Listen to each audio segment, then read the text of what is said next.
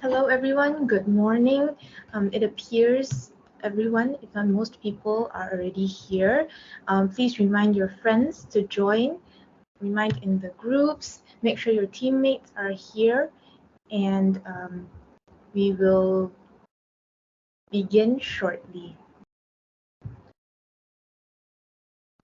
Okay. Good morning, everyone.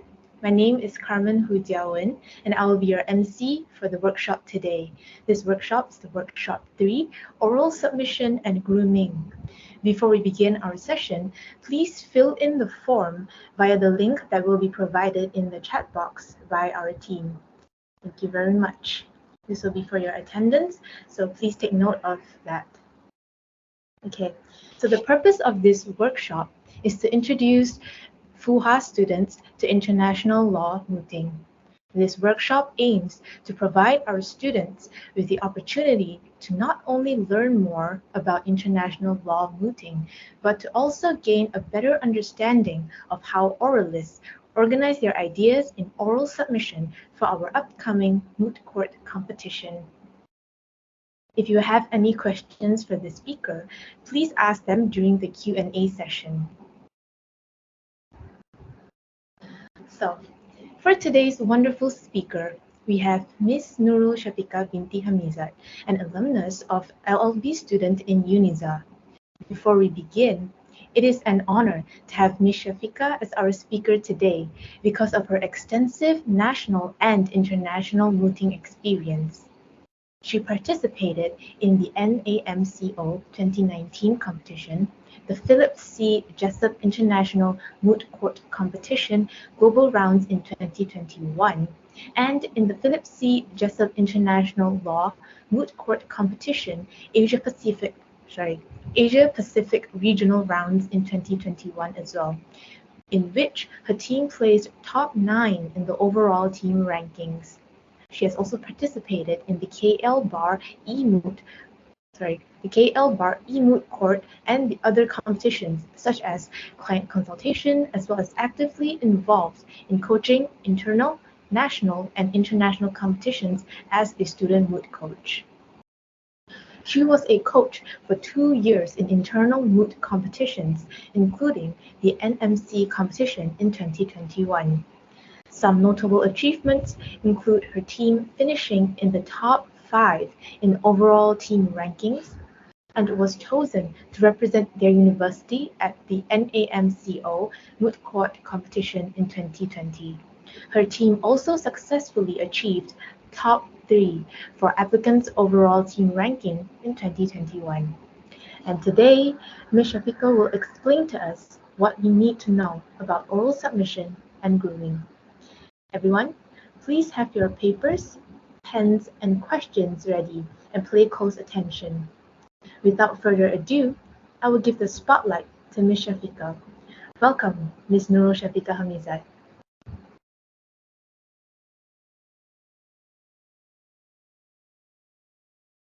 Hello, can you hear me? Yes, loud and clear. Thank you. All right.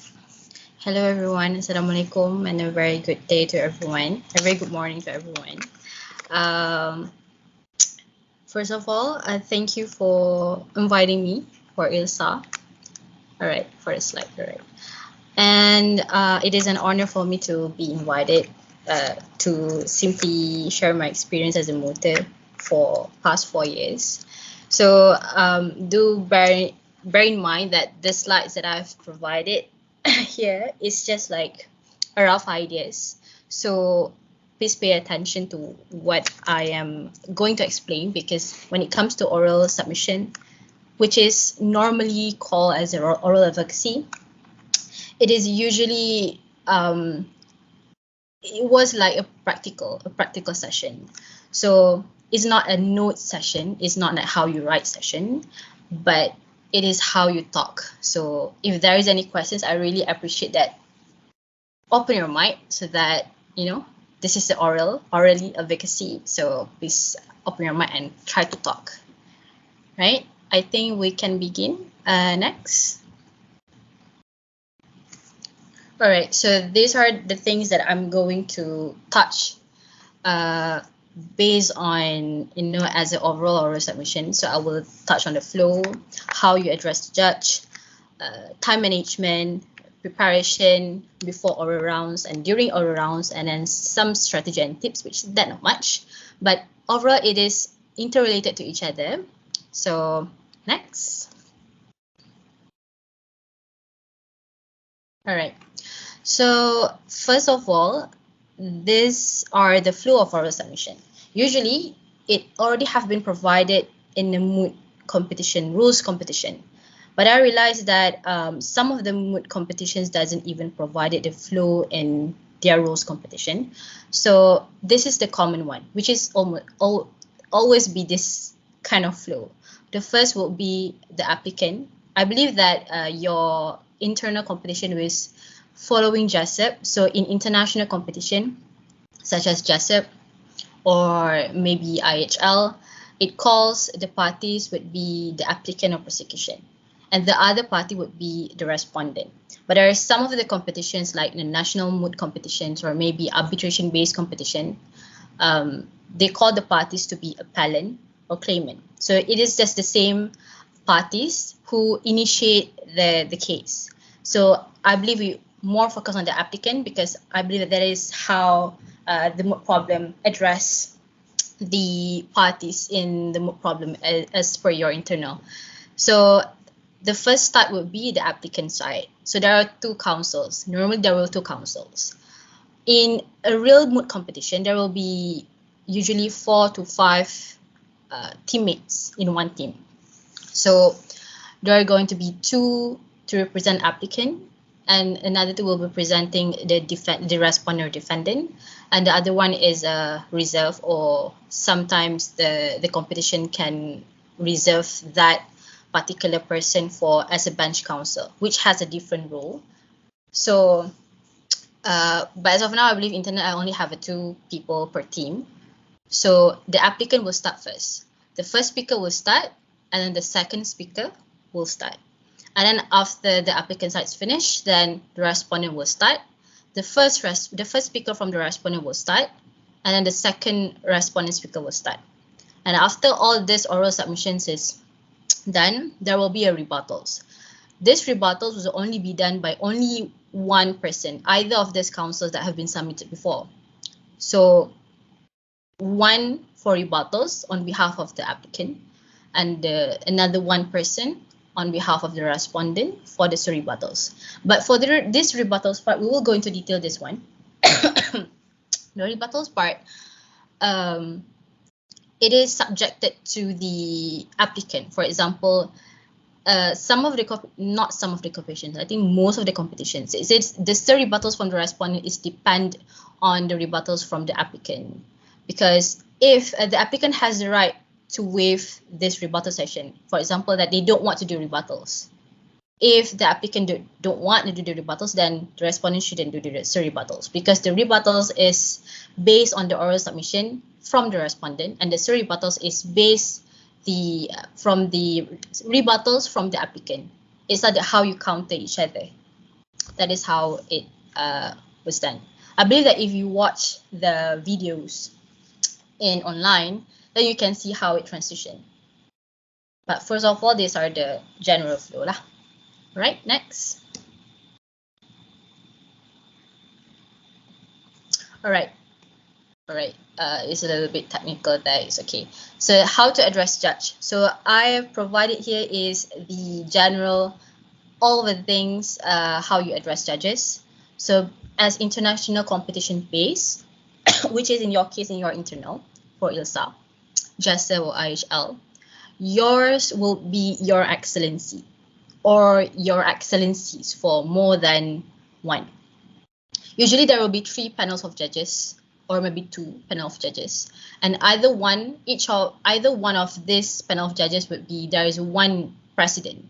So you have to be alert that who is the Mr. President, who is the Madam President, because this person who going to lead the other judges in questioning or maybe in marking and whatnot. But there will always be one person that being the president.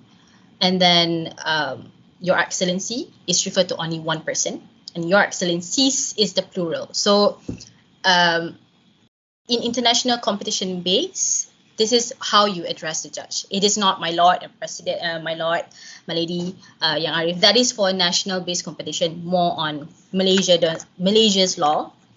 Malaysian's law. It calls my lord, your ladyship, my lady, Yang Arif. That is based on the level of the courts as well. And also we also do, it's just a general knowledge that we also have arbitration based competition.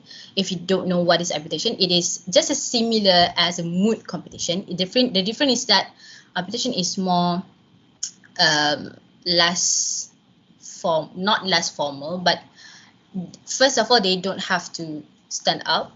When in moot court competition, usually you have to stand up. But in online, yes, you have to sit down. But in arbitration-based competition, that usually just sit down and have that session with the arbitrators. The judges are called arbitrators.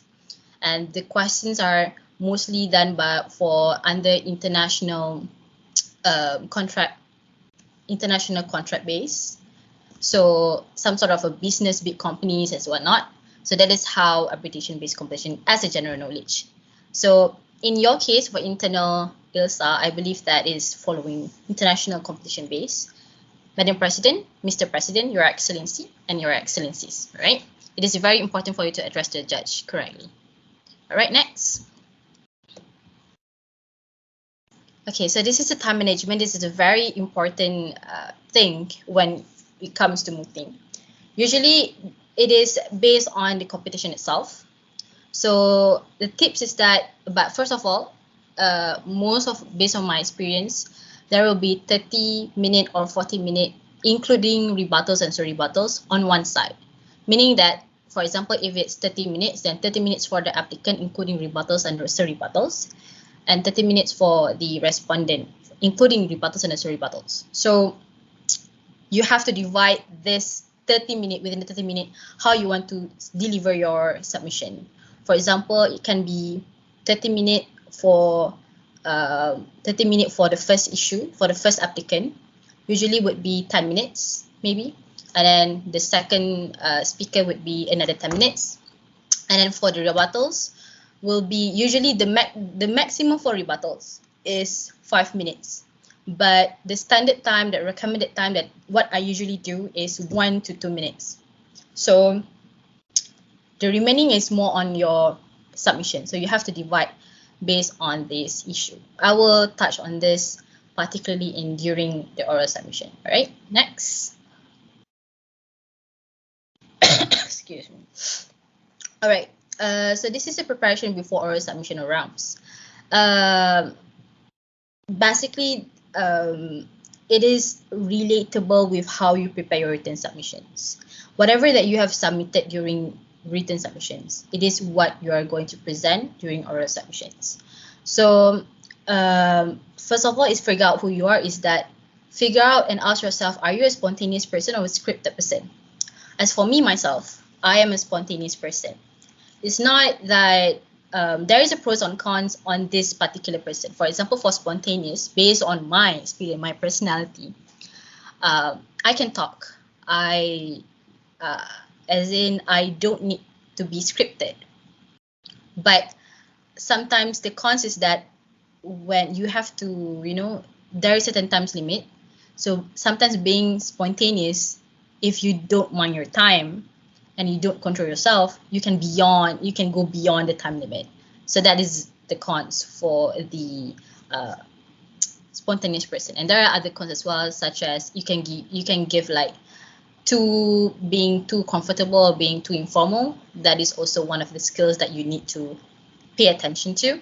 And then for scripted person is that have a script. You're so limited to the script. So but after all, as a mooter, as a counsel, as an agent, you have to be flexible with your submissions. As in, you cannot be too strict to your script, and you also cannot be too spontaneous to ensure that you touch every point. So as for me, myself, I am a spontaneous person. I am a spontaneous, but to ensure myself that I'm going to touch important points. some important points.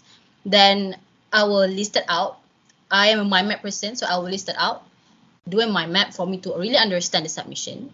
So I will make sure that I will touch this particular submissions, particular points when I am being spontaneous. The good thing is that you have to be flexible, as in you have to know when you have to go to the another point, how you relate to another point, to how you relate the other point to the another point. For example, that you have a, for example, that okay, for the first issue, for the first applicant will submit the second issues, first and the second issues. How you want to how you want to transfer yourself to from the first issue to the second issue. That is a skill that need practice on this, because there is a time limit. You cannot go have that 30 minutes, for example, for the all sessions just on you. So you have to be mindful on that. So it comes with practice on this. And the second is to understand your submission, including your co-counsel's part. All right, so this one is very important as well. It relates to being flexible, because most of the judges, although you're only preparing for the first and the second issues, or the other partner will be preparing for third and fourth issues, there will be a question that sometimes the questions are not on your part. The questions are on the other part, on our partner's part. So you cannot answer that I don't know, because it is your case, you're a teammate. So you have to know the other parts as well, understand their part as well, so that you can answer on behalf, but not to answer everything. It just you answer it as a, you know, to give an understanding overview and then pass it to the co-counsels. There is a skill on this as well, but I will show you and how to demonstrate that during the oral submission. But understanding your submission is very important for you to be flexible, for you to familiar with your facts, for you to familiar with your laws, because if you're not understanding your submission, then it's going to be hard for you for oral. It all begins with how you prepare your written submission. So it's very important for you to understand your case, understand your facts, understand your laws, understand that everything that belongs to your side. That is the thing. So choose the strongest points to submit. Well, everything that you have submitted in written submission doesn't need to be submitted everything. You have to choose the strongest points to submit. Right? So but you have to touch all the issues. For four main issues you have to touch, but only take the strongest points for each particular issues. For example, if you have two sub-issues under the first issues, then you choose whatever that's the strongest. If both are the strongest, then submit both of the arguments. But do remember the time limit. So usually you don't read your submissions during the oral. You have to simplify, you have to make it more like conversation and discussion, not too technical on the how you write, because there is a difference on how you write and how you submit it and orally. Because when you submit it orally, it is just like how you talk to your friend in a simple way. It's like how you watch a drama and then you want to tell your friend and you simplify it. And that is how you do it in an oral submission, I would say. So that is very important. If you see that it is interconnected to each other, be flexible, understand your submission, and then choose the strongest point. Because these three things would lead to you be more flexible in you submitting your oral submission. And then do your route map, mind map, and also know all the case cited. All right. What I did personally when I am every mooting competition, I am someone who do a mind map. Well, in JASEP usually calls a route map. It also some sort of the same. There are two scripts, or maybe there are two kinds of, you know, scripts, or maybe I would say this is script, because for me as spontaneous, I can't have the full sentence in front of me. I need to be mind map. But for certain people who are scripted, they need a script for everything. So you always have to prepare for short one and a long one. For the short one would be half of what we need to submit. For example, back then when I was in Kelba, I need to submit for 10 minutes only for 2 issues. So what I did, my previous coach said that, which is our greatest alumni as well, said that I trained us to be submit for 5 minutes for both issues. So like you just imagine how you want to submit that for 5 minutes on both issues. That is quite long from how many pages already. So this is very important for you to understand your case and choose the strongest point to submit. And for the long part it's a just nice timeline for you to submit for your oral based on the time that you have strategized. So for this, it is up to your style. Are you going scripted or mind map? But doing this mind map is very recommendable because you will see what is the points. What to understand your submission as well is very good because it will help you to understand your case better. You will understand and you summarize and you help to memorize your case better. You know which one to go. Okay, after this point, you go to this point. If not this point and this point. For me, it's really helpful. And I believe so far when I coaching other people as well, it's worked for them as well. And also for all of the cases cited, it is very important for everything that you submitted in written submission. You have to know their facts, especially the cases. You have to know their facts, their principle, their decision, the year, which court, the judge, and the parties. Of course, the parties of because most of the times they don't ask you the facts only, the principle only decision. Sometimes they can ask you, okay, then which court, who's the judge that in charge for this particular case, who are the parties involved, so you have to know all this thing. And tips for this is that I usually do a case study on this, as in I will list out all the cases that I have put in my written submissions, and then I will put it out in a list, as in for the first issue, for the first particular small issues, these are the cases, these are the facts, principle, and yada. So when it comes to oral, you just need to revise this particular document back in order for you to know. And if there is anything, in case that you don't really remember during the oral submission, when you're being asked, you have this notes with you, so you can give a glance, so you know the basis and you can answer that questions. So it's really important for you to do your notes and prepare yourself for oral submission, right? And study timeline, study relevant facts, prepare expected questions. So these two are very important as well. It goes to how you prepare your written submission in the beginning. How you begin can determine how you end your smoothing journey. See, so study timeline is that, are you doing a timeline for everything, the dates and everything, the time, everything? Because sometimes the judge can ask in particulars, and it also helps you to know your case well as well. Relevant facts, you have to know your facts well, as in if you're an applicant, then you have to know which facts belongs to you, but also you have to know the other side, the relevant facts for the other sides. Then you can counter each of it. You have to counter each of it, as in, okay, for the applicant, these are the facts from paragraph 2, 3, 4, 5, 6. What I did is that whenever that I received a problem, I will be with my co-counsel, with my co-partner, sitting down and reading the facts, and then we just highlighting which paragraph is belong to us, which paragraph is a general facts, as in both parties can use these facts, and then the other we will highlight and discuss on, figure out the other side of the relevant facts. So it helps us, okay, this is which facts is the strongest facts for us, and if it is the weakest, how we want to make it strengthened. And for the other facts, the relevant facts from the other side, we need to think how to counter these facts with this particular facts and law that we have. So that is very important for you to know relevant facts from each side and your side. Again, know your case well. Prepare expected question and answers. Yes, by having these relevant facts and you also have done your research, you can expect certain questions. Especially when you're doing your oral training, the question will come to you, and it is preferable, I think you must do it.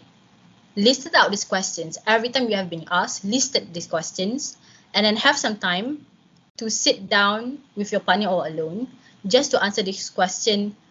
Simple, straightforward, and concise. Don't need to be too technical. Don't need to be too I would say, sometimes when we are too familiar with how law structures, legal structures sentence, we can be too technical. But in oral, we have to be more simple, like how a layman present.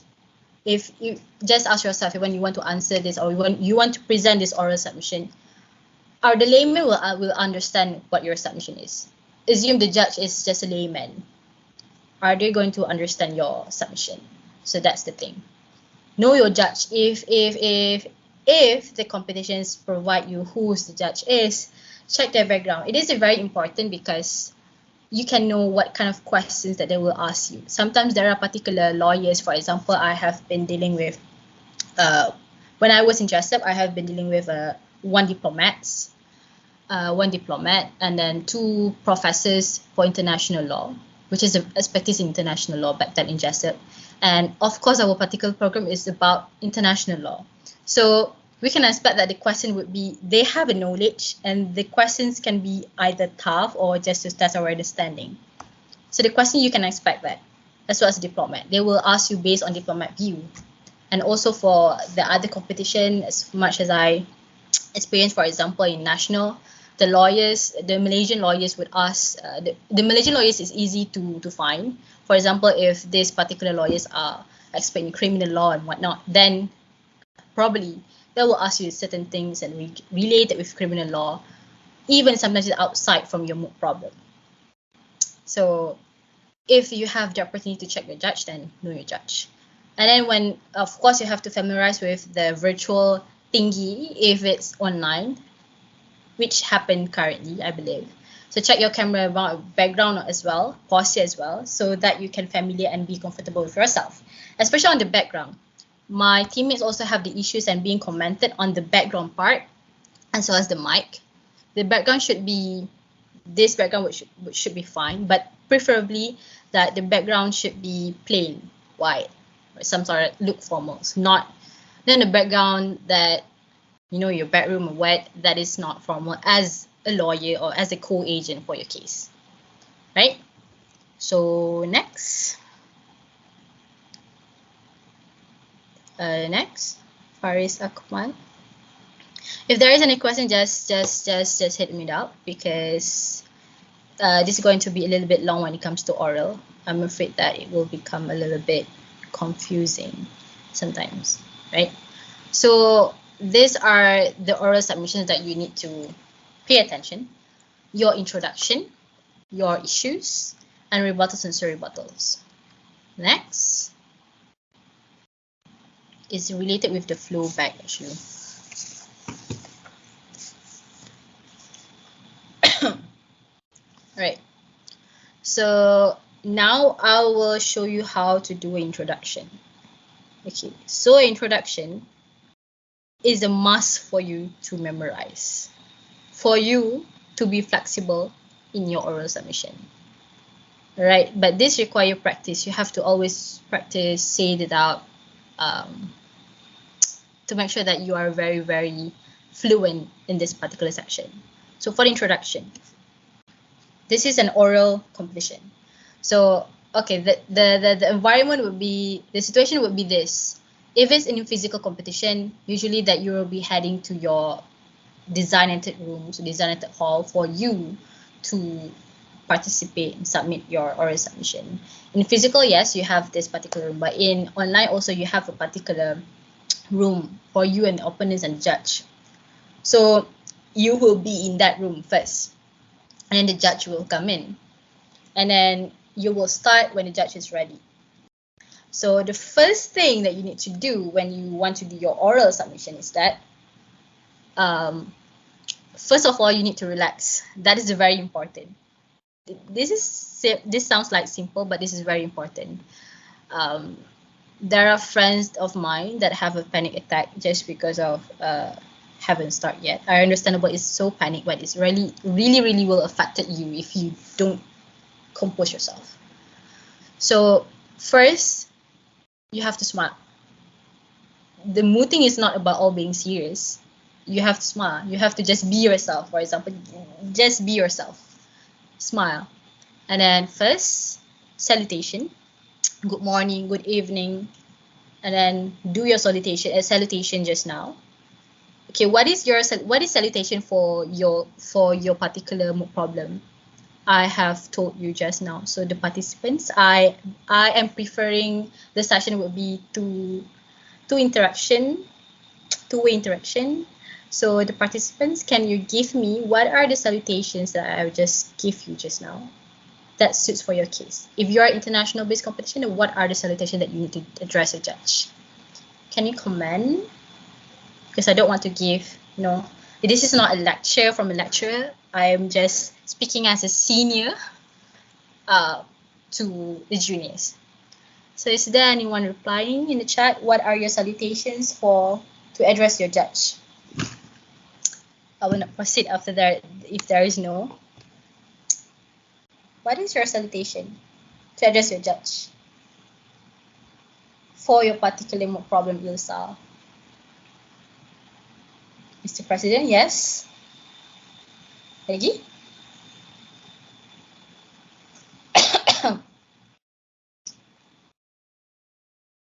Right.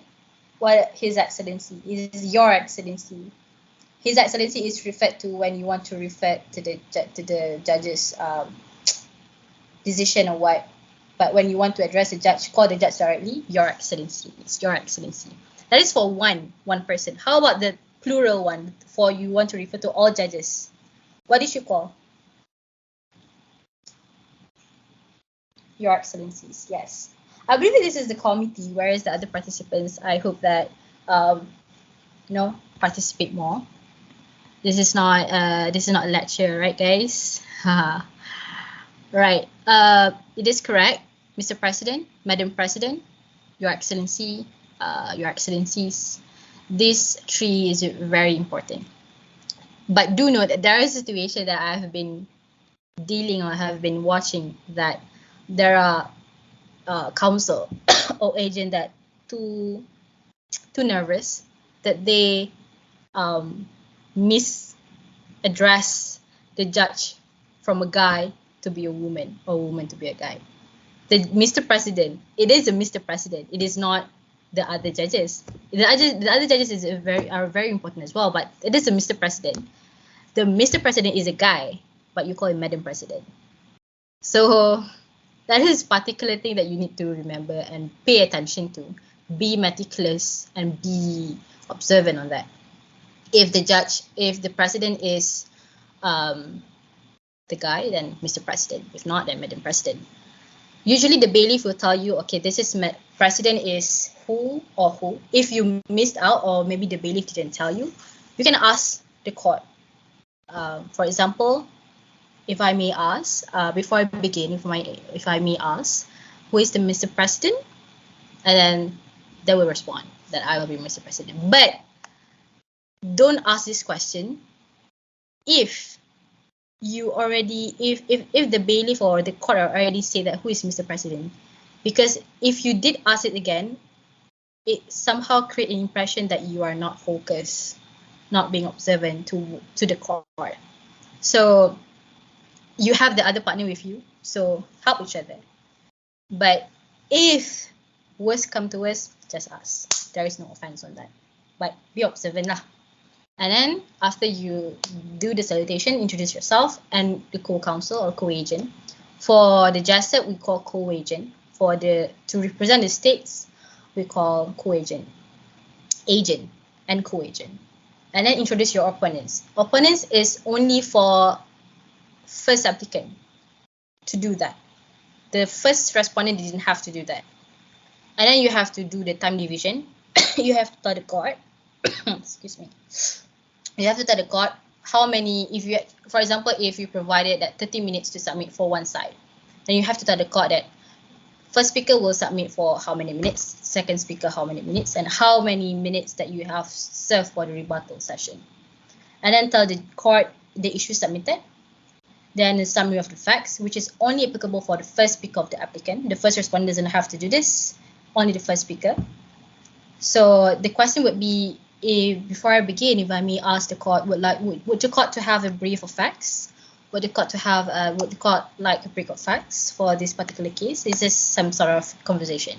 And the answer would be yes or no. But always prepare this for your oral submission for the applicant. If the answer is no, then just proceed with your main submission. If there is yes, usually the judge have already read your problem. But there are also judge who already doesn't even read your problem, doesn't even read your submissions. So these two judges have two expectations, I would say, expectation on how they react. Either the one who don't know will not ask you any questions. They will just ask you based on what you submit, based on what you want to, based on what they listen to you. Basic questions. Or they will ask you everything because they don't understand, they don't even read the problem. So there will be the cold, difficult judges, aggressive judges, which I think if you really particularly looking at the mooting videos, then there is so-called difficult cold judges. For those who have read the problem, it can be the same as well. Either they can ask you the question because they know this particular problem. These judges would usually master the facts. So usually they will ask you the facts from the other side. So that is why, for you to really understand the relevant facts from the other side as well, understand the perspective of the other side as well, for you to expect some questions. That is very important. So if yes, really have to prepare a summary of facts for 30 seconds or 1 minute. I usually do 1 minute, but if you can do 30 seconds, that would be good. It's a very, very simple summary of facts. You don't have to submit everything 70 pages if the 70 pages is the problem. You just need to submit something important, just a basis for you to begin your case. For the judge to have an overview, what is your case is all about. I usually use the WH questions. What is the case all about? Who is the parties? What is the issues? Just focus on the issues. The tips is that you guys need to write this, especially for the first counsel, for the first speaker applicant. Prepare the summary of facts for 30 seconds or 1 minute, these two. Make two versions, 30 seconds and 1 minute. And what you need to ask yourself, what you need to write is that, first, what is this case all about? As in, who is the parties? Address the parties. Who is the parties? The applicant siapa? The respondent siapa? And then next, what is the gist of the issues? As in, just jump to the issues. Put the facts based on the issues. As in, if the issues is regarding, for example, kidnapped person, let's just jump to that particular facts that related to this issue. And then goes on, and then done. That is the only way that you just need to tell the court, just for a brief, to tell the court that this is my case, right? So, okay, I will give you how to demo this particular introduction. Usually will be like, right, smile, and also be composed, and also talk slowly. For example, I assume that Mr. President is Faris Akmal. So it will be Mr. President, right? Mr. President, Your Excellencies, may it please the court. I am Shafika, or my name is Shafika, and I'm here with my co-agent, Miss Aisha, on behalf of the applicant for this case, United Republic of Appropriate. This is based on what my previous just said. I will do it again. Mr. President, Your Excellencies, may it please the court. My name is Shafika, and here with me is my co-agent, Miss Aisha, appearing on behalf of the applicant in this case, United Republic of Appropriate, and my learned agents from the respondent, Democratic State of Ranostaylo, Miss Carmen and Miss. You have to mention their names. Usually, either you have to ask them, or you just if in online, then you already have seen the tag below. You have to mention their name and address them. And then after this, I will submit first for 20 minutes, and my co-agent will submit second for another 20 minutes, and we reserve 2 minutes for the rebuttals. Your Excellencies, this is the issues part. The previous time management is the issue part. This is issue part. Your Excellencies, I will deal with the violation of international law by applying entry regulation and compensation for economic losses, and also the failure of the respondent to hand over misconduct Grooming to as per requested by the appropriate in this case. My co-agent will deal with the interrelated issues regarding the jurisdiction of the court and also the counterclaim concerning the aircraft and shooting down of the aircraft. This is the summarize of what you need to submit of the issues. So the issues would be the issues are located at the last paragraph of your problem. To summarize that, just summarize. Okay, if the issues is regarding, I do have your problem. Wait for a moment. I do have your problem. Which one is your problem? I think I take it. But then, if, for example, if the issues is regarding the violation that the state is violate for boundaries in other states, then just state that you don't need to mention that whether blah blah blah blah blah. No, just make it straight. Or there is another issues for you to do that. There is another way for you to submit your issues is that after you submit your time division, you just have to say, today, the applicant has 4 submissions to make. First, Ranum Tayo violated international law by applying this entry regulation and is obligated to compensate the economic losses. Second, third, fourth. And then, sorry. And then, after you have submit this particular issues, Your Excellencies, before I begin with my submission, does the court require a brief summary of facts? If no, then there is a no, then much obliged. This is how you answer. Much obliged is a terms for you to say yes, but much obliged is more like, okay.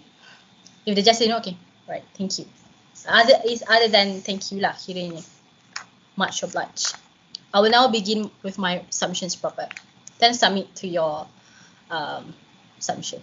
If the answer is no, I mean just now if the answer, I mean then if the answer is yes, then you submit your summary of facts. Then you already and then your submission of facts, summary of facts ended there.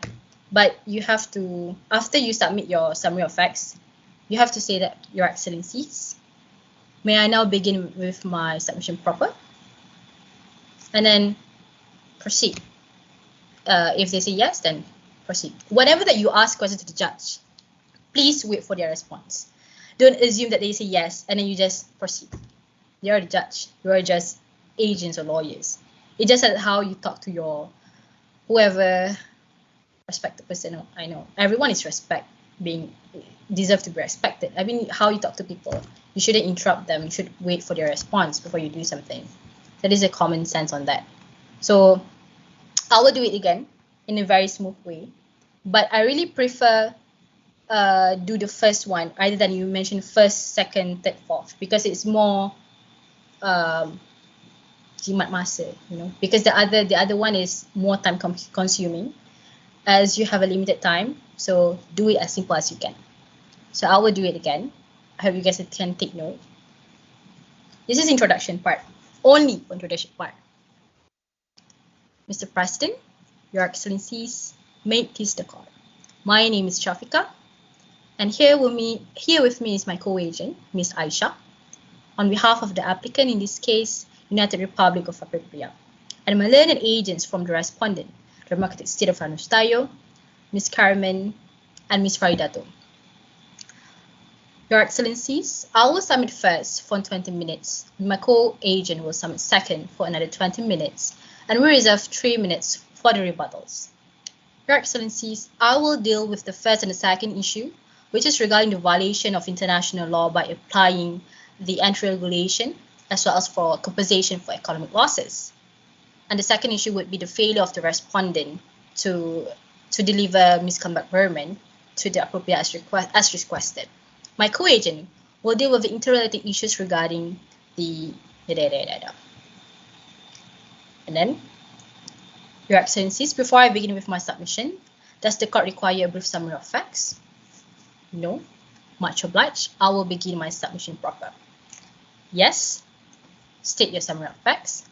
This is all my summary of facts, Your Excellencies. Before I begin, Your Excellencies, may I begin my submission proper? Yes. Thank you. Or much obliged. Then proceed with your submission. So this is how the introduction part only, which supposed that you have to just taken it for 2 minutes, or maybe if possible 1 minute. No, 1 minute, no, 2 minutes. Right? So this is introduction. Next. Next slide. Okay. This is where you are submitting your issues. Again, for these issues, you have to choose your strongest points. Submit your issues as in, and also do bear in mind that you must have the connectors or salutation.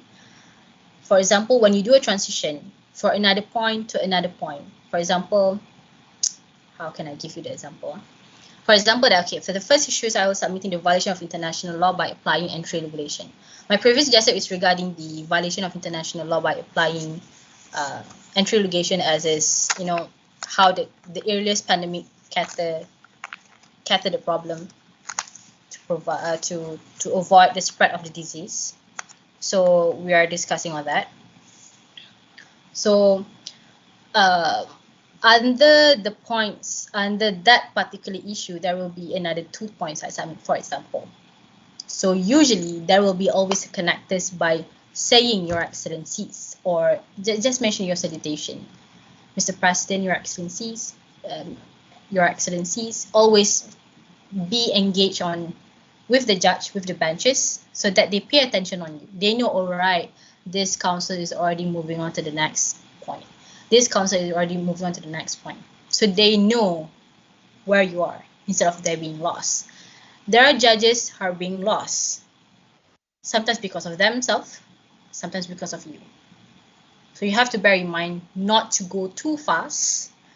You have to speak slowly, as I demonstrated just now, well composed, well mannered, eye contact, hand gesture, and smile.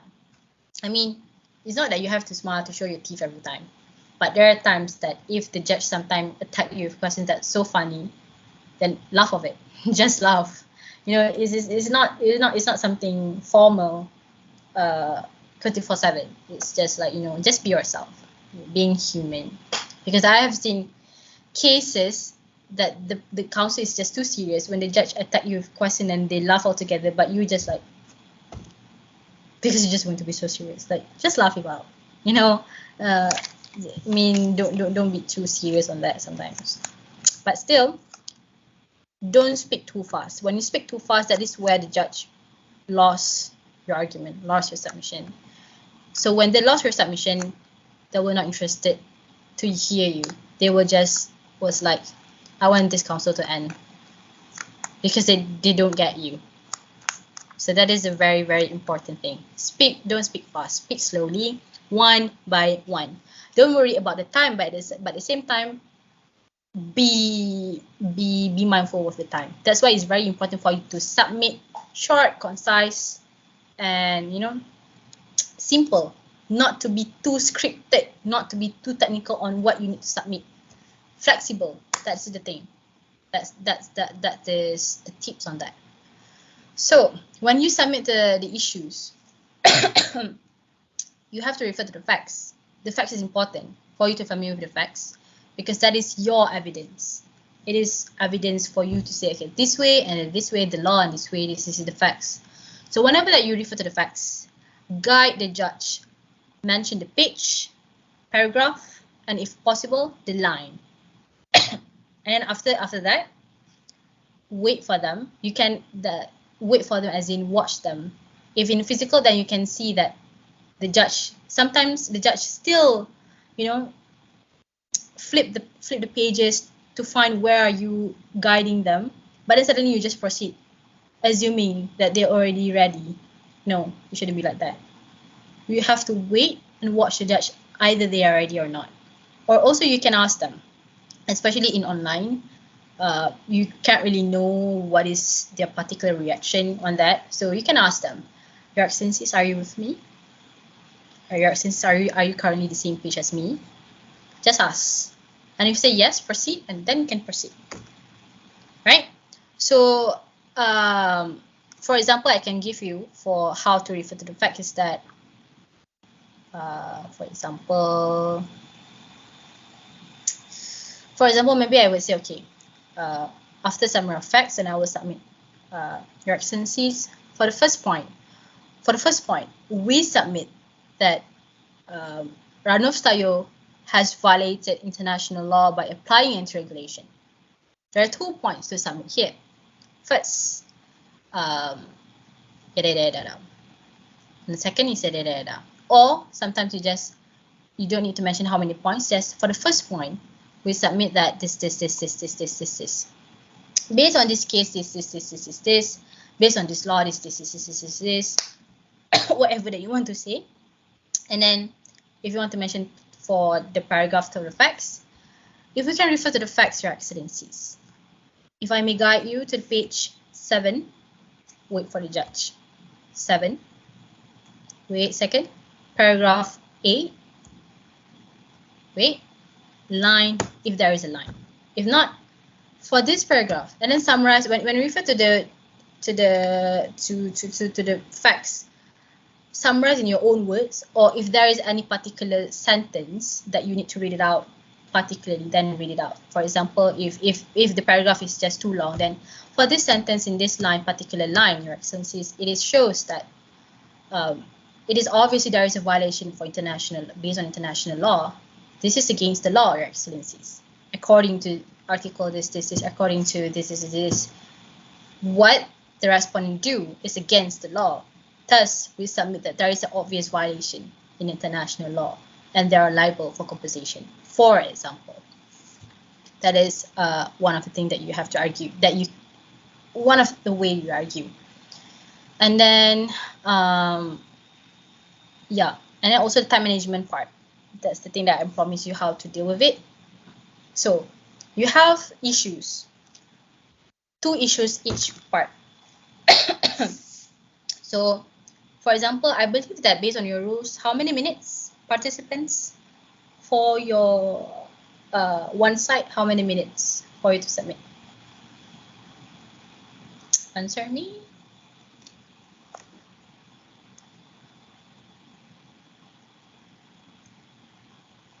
How many minutes?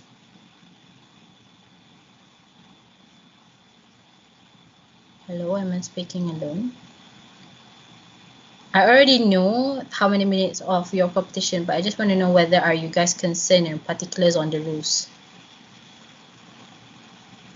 How many minutes for you guys to submit your submission?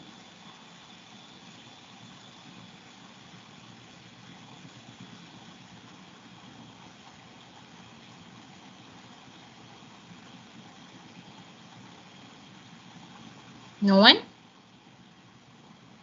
Aisyah? Kita panggil director. Aisyah, how many minutes that you need to submit for your side? One side. It's mentioned in your rules.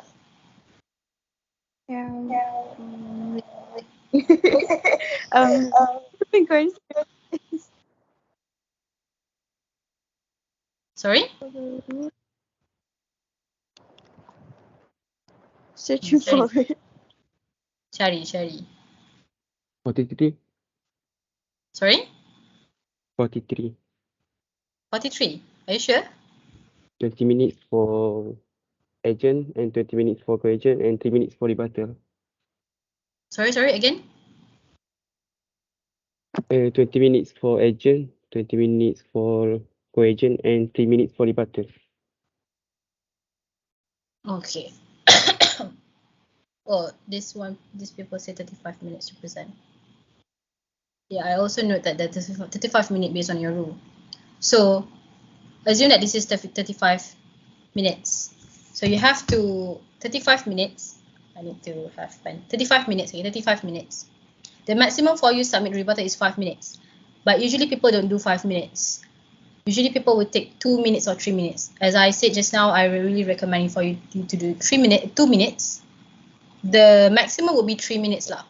But usually 2 minutes only enough.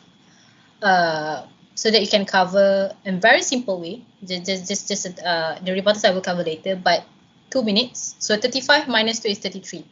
So this 33 minutes you have to divide between the two speakers.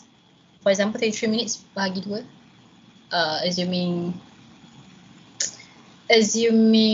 12, 10. 10 minutes each lah, assuming as such. 10 minutes for speaker 1, 10 minutes for speaker 2. There will be a remaining minutes here if you can calculate this correctly. But if you need to submit 35 minutes, you don't have to calculate it to be 35 minutes. At least calculate it to be 32 minutes or 30 minutes, including rebuttals, because sometimes the judge will ask you continuous question until your time is up. So always make it earlier for your two strategies. This is one of the tip strategy for your team lah. For example, I make it count as 35 minutes minus 5 for the judges. So 30 minutes is for you to submit including rebuttals. 30 minutes minus 2 is 28. So 28 minus 2 divided by 2 for two speakers, assuming that it's 10 minutes. 40 minutes per person. So there will be one of the counsel would be usually either of the counsels, you and your partner, there will be someone who need to submit more. So give the time more to the party that need to submit more, to the counsel that need to submit more. So clear on that. Make sure that, for example, 40 minutes per person. For example, 11 minutes per person for speaker 1, and 12 minutes for 30 minutes for speaker 2. 11 minutes speaker 1, 12 minutes speaker 2. This is example only, right? So 11 minutes.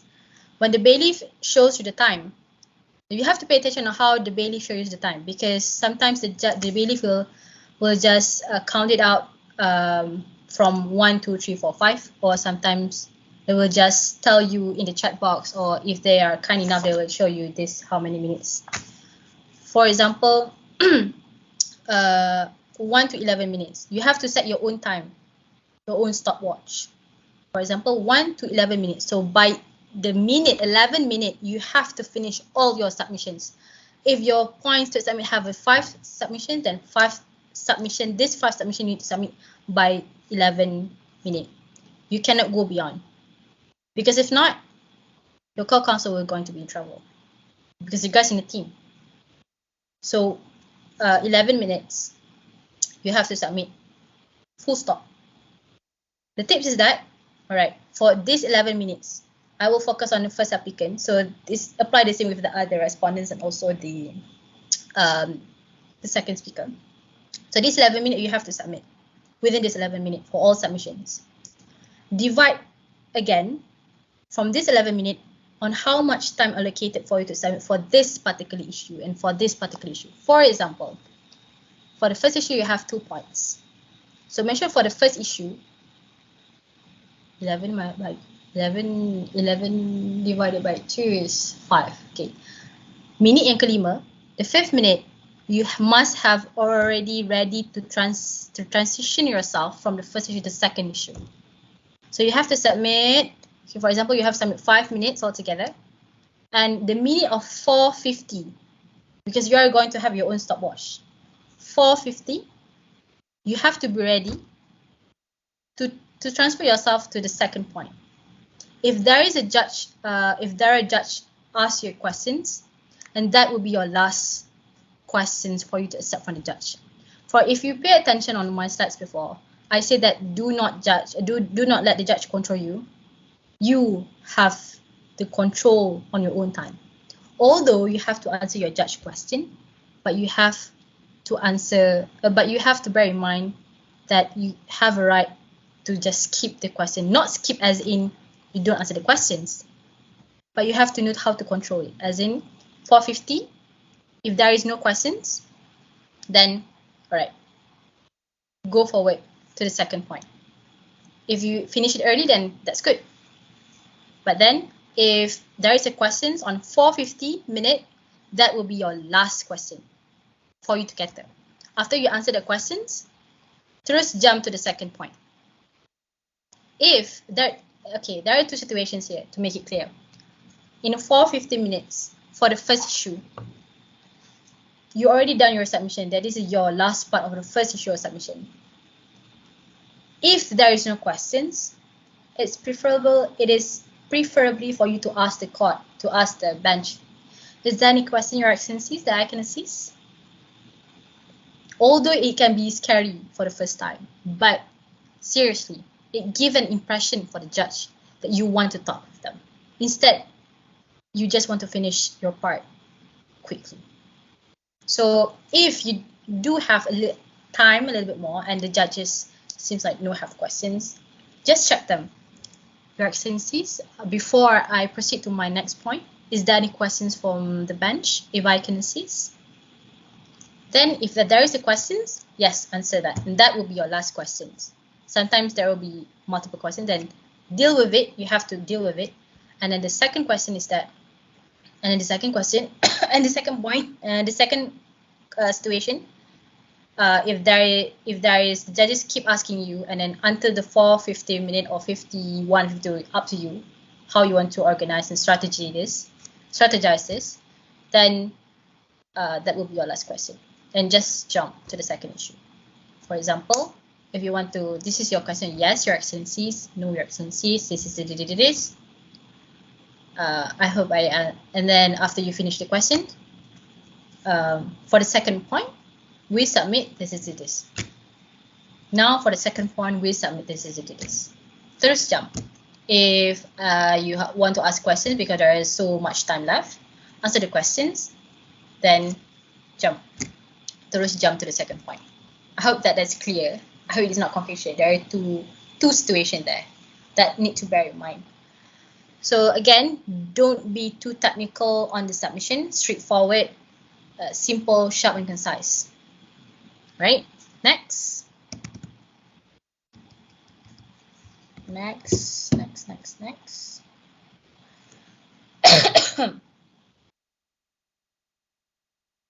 Okay.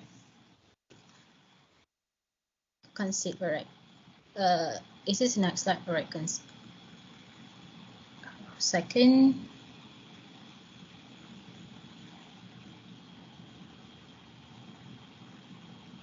Concede just now, I think, right?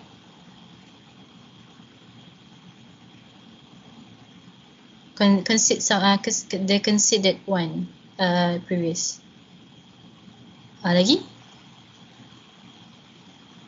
Okay, next. All right. Next.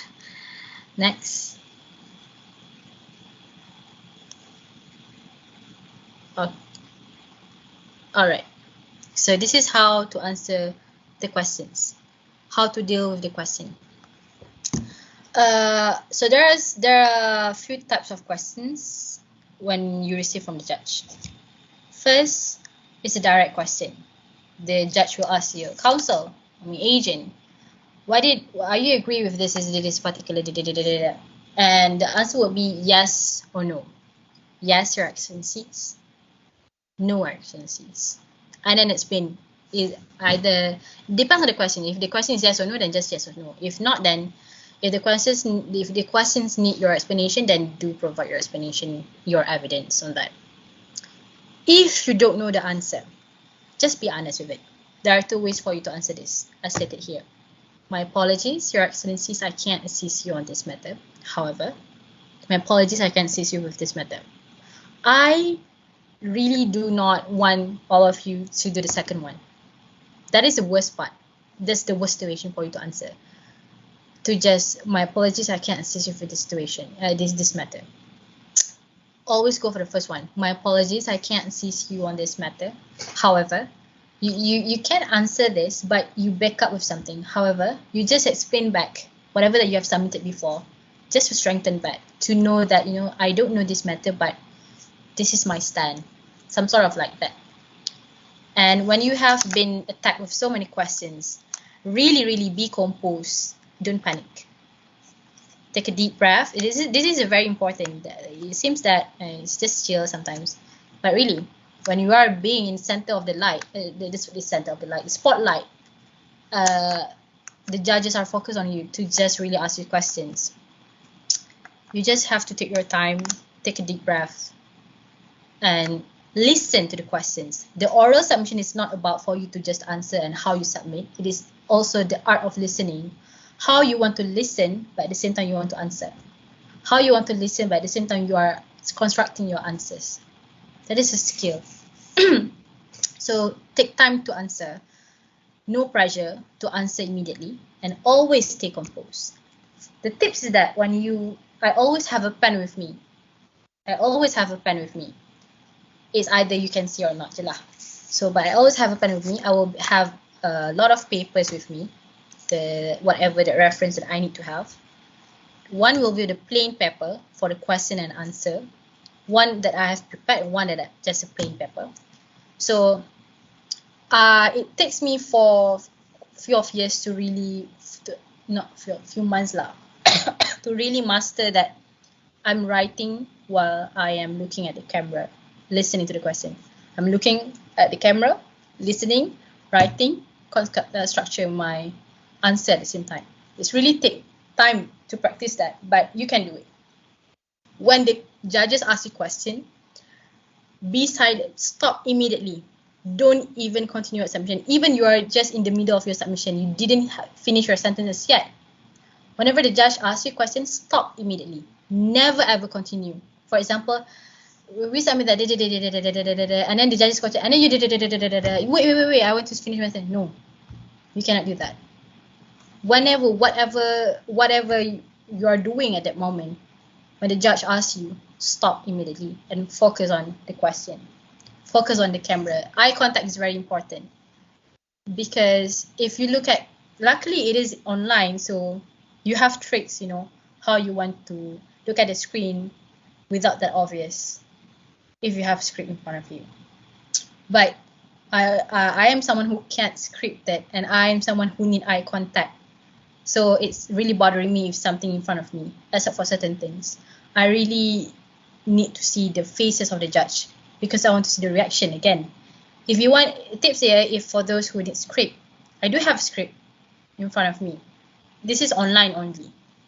But make sure you don't cover everything on the laptop. You have to make sure that lower a bit to see their faces. Right? You have to do that, because if not, then how you want to see the judge is how you conversation with the judge. So on that, when you listen to the question, write it out. It is advisable for you to have eye contact while writing, but it's okay for you, when listen to the judge, look down and tulis whatever the questions, for you to really listen.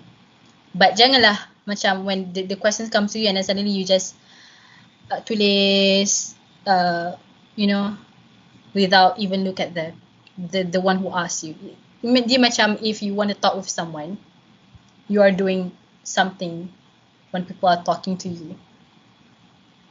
Adakah itu, is it proper? That is the questions. There are other coaches or other experienced muters, or maybe your coach would say disagree with me. But me personally, and based on the muters that I have experienced with my friends, the experienced muters as well, they did the same. Not really stick tulis kat sini, but do something, as in anggo, nod your head to just while writing. Okay, shows that you're listen instead of you just. If it's possible that you write it down and then look at the camera and anggo. Not is about body language. Body language is also a part of oral submission that you have to take care of. Your hand gestures, your body language, anggo apa senyum. It is a part of it, and you have to take care of it. You are not allowed to show that you are tired with it.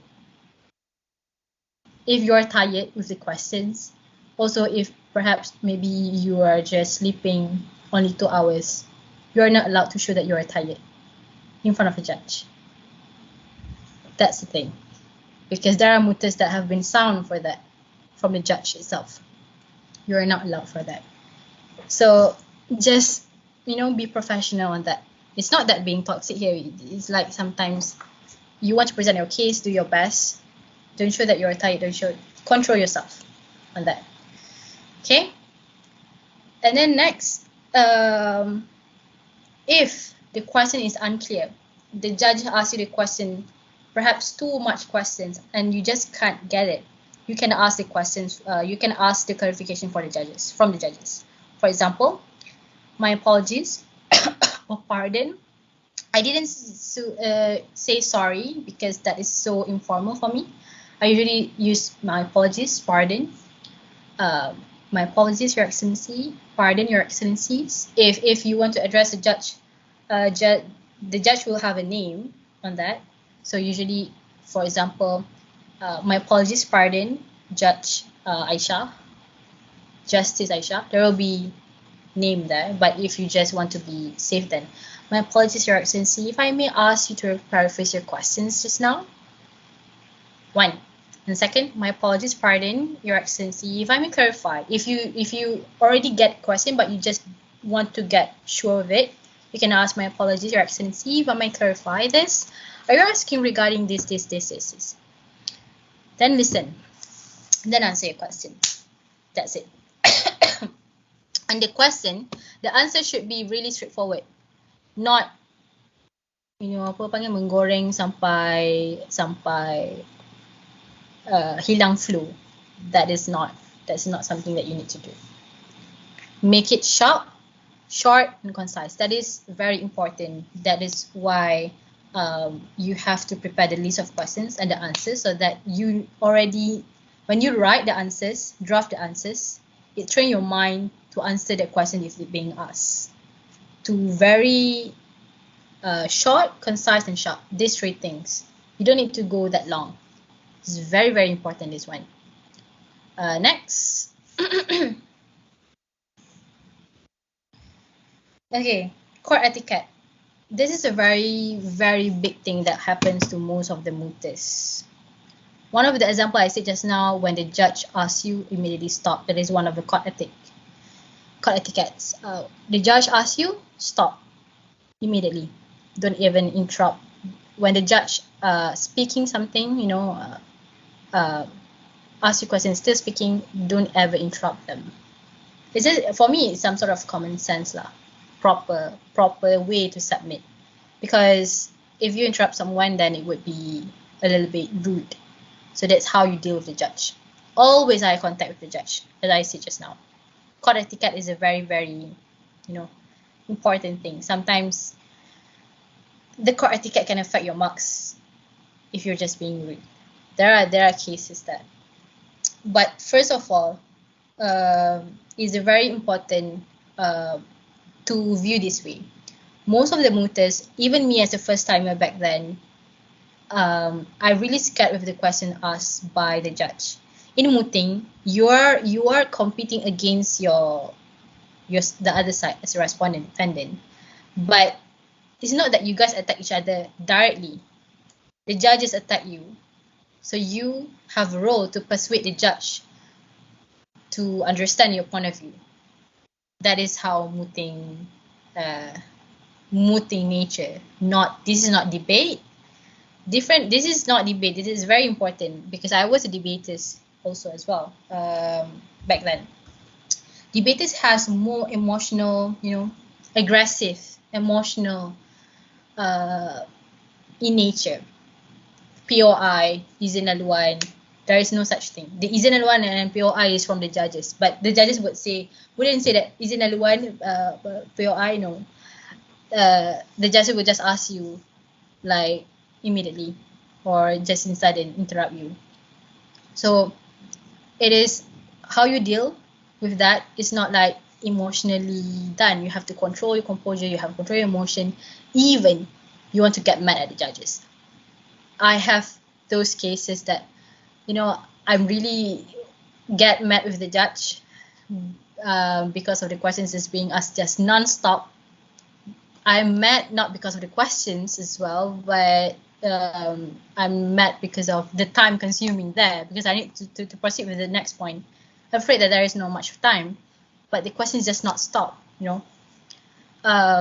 so still you need to just be composed, yes, and after settle, and then just proceed.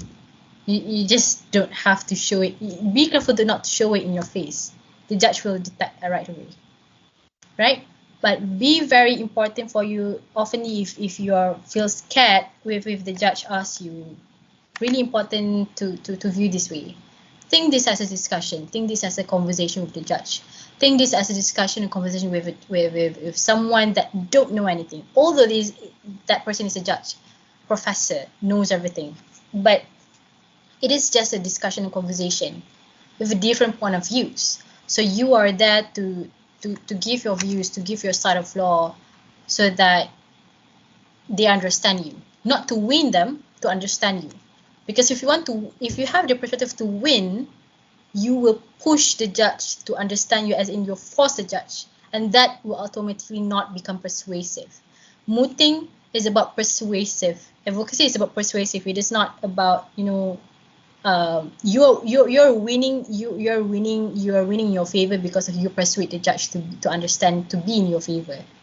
So for me, I will see that this is a discussion with someone that doesn't know anything, that have a different point of views. So what I'm going to tell you is that what I understand based on what I believe, based on what I stand, for you to understand me, not for you. You can disagree and disagree with me, but this is what I stand. I just want you to understand this my kind of stand. So when I say that way, I will not have any expectation on whether I'm winning or not. And I enjoy the session as a discussion, not as the person. Although the judges attack me individually a lot, but I enjoy that discussion because, they're interested with me. Do note, if the judges so silent, it can be two reasons. First, because they are bored with you. They don't have interest with you. Just they don't have any attention on you. Second, is because they just don't know what to ask. But most of the times, the first reason.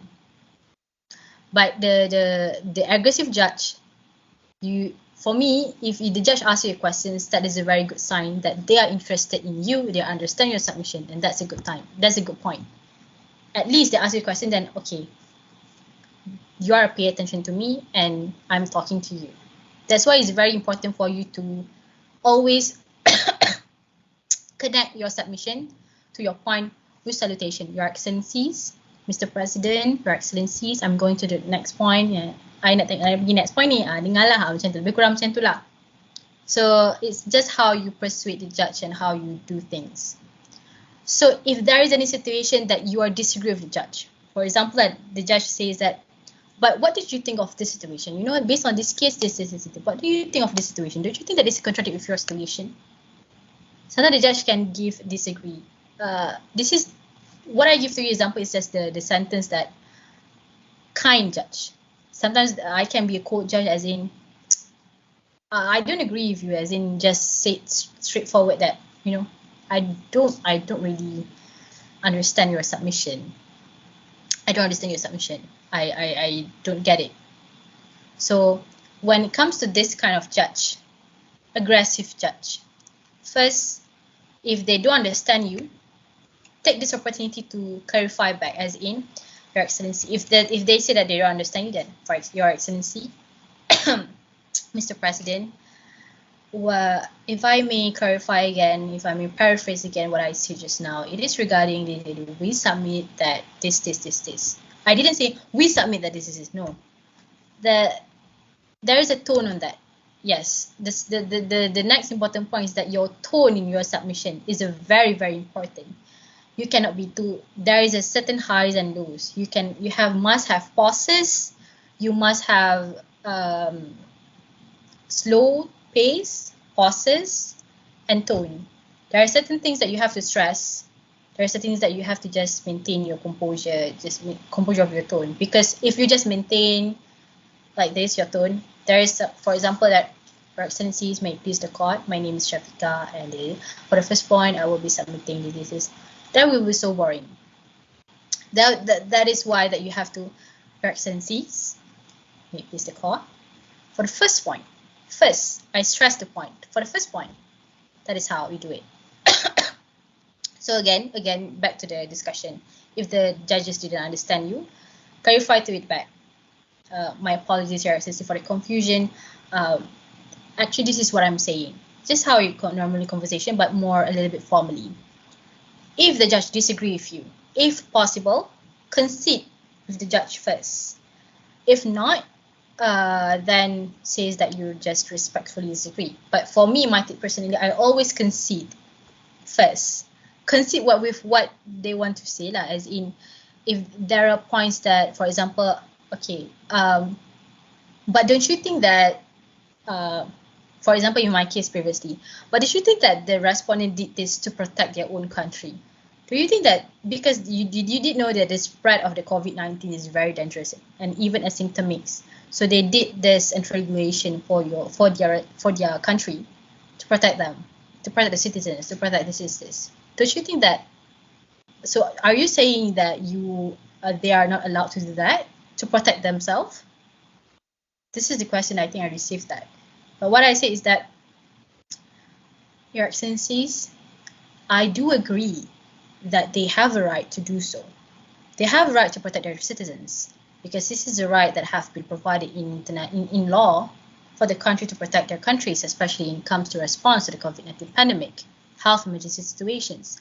However, there are certain limitations that provided by law in order to respond in this particular situation. It cannot be too aggressive, it cannot be too lenient. The law has already provided guideline, and we as a state, the party to the state, we just have to follow it as accordance to Article 43(1) of IHR.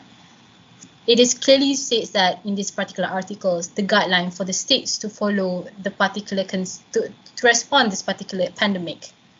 So what the respondent did is actually against the law, which is obviously it have give a lot of effects to the not to the country itself, but also the neighborhood, to the neighbor country around, where the applicant is affected. That's my answer. Some sort of less. So I agree and disagree. That's how you do it lah. But if you just don't disagree, then my apologies, Your Excellency, I beg your pardon. I respectfully disagree on that because based on this article, that this. That's it. Next. All right. Okay, this is just the same.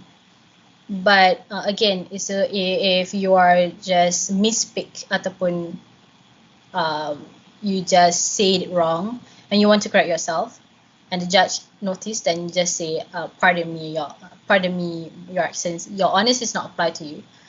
Pardon me, Your Excellency, what I mean to say is if okay, the fourth point, if you are really hard pressed to the for transition, as in you're currently submitting in the first issue, but then the question asked to you is submitting to the second issue.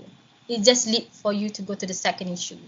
So what you need to do on that particular situation, what do you guys think? Respond to me in chat or unmute your mic. I don't want to be a lecturer just cakap without two-way interaction. Come on with this. Answer me. What are you going to do if you are now currently submitting for the first point, but the question comes to you is leading to your second and third point that you haven't just submitted yet, and you haven't finished the first point? What are you going to do? If my answer that is clear, I think I will answer the question that given by the judges because when you said earlier that we need to stop when the judges ask, so and we need to provide him the answer. So I think the best is just answer his question. If we cannot assist the question, you can just say that I'm sorry, we cannot assist in this matter. However, kita explain balik apa yang kita dah tahu. So nanti bila kalau part tu dah skip, kita just skip je balik. Pergi ke mana yang kita dah terlepas. Macam tu. Itu pandangan saya lah. Yes, it's there are right or wrong with that. Thank you, Selfie, for responding to me. On what Selfie said, it is more on when you don't know the question, as in the part when you say that you don't know to answer, then just keep it. Yes, then just keep it. But on this particular situation, when you don't even finish the first point to submit, then you are pressed to go to the second point. It is either you just proceed to the second point. For example, you are currently submitting the first point, haven't finished yet, or maybe almost finished. Then you say this: Your Excellencies, to answer your questions, this lead to my second point, which we submit that this. Just go to the second point. This is how you deal with your time. Because when the questions are already asked to the second point, just go proceed to the second point. You don't need to worry about the first point. But if possible, there are some of the mutas that I see that like do this way when they ask the question, when they were asked in being hard pressed in the situation, they will answer like, Your Excellency, your questions lead to me to the second point. I would like to conclude my first submission. Is it possible? Before I proceed to the second point. If the judges say no, then just jump to the second point. But usually my advice is that just go proceed to the second point because you have no time. That's why it's very important for you to summarize your particular argument or oral submission in a very, very short, because this happened. That is one way. Just jump to the second point. The second is that answer it a little bit briefly. For example, yes, Your Excellency, in that particular situation, we submit that this. However, that is leading for my second point. Do you wish me to go to proceed to the second point instead? Right now? If the yes, then just proceed to the second point. And sometimes it's not only you are hard pressed in a situation that you are leading yourself to the second or third point of yours. Sometimes you are being hard pressed that the questions are related to your co-counsel partners. This is where it is very important for you to understand the whole submission, not only to your particular side, your own particular arguments. For example, back then I am doing the violation of international law and regulation, and my partner are doing regarding the shooting of aircraft. And they asked me, then how about the shooting of aircraft suddenly, which is our issues are not even interrelated actually, but they asked me the questions. What should you do? So first, either you answer that, no, it's not either. You have to answer that question. Just briefly. For example, yes, in that regards to in that situation, your answer to answer your questions, we submit that it is this. However, this particular point will be submitted will be submitted or explained later by my co-agent. Is that okay with you? May I proceed?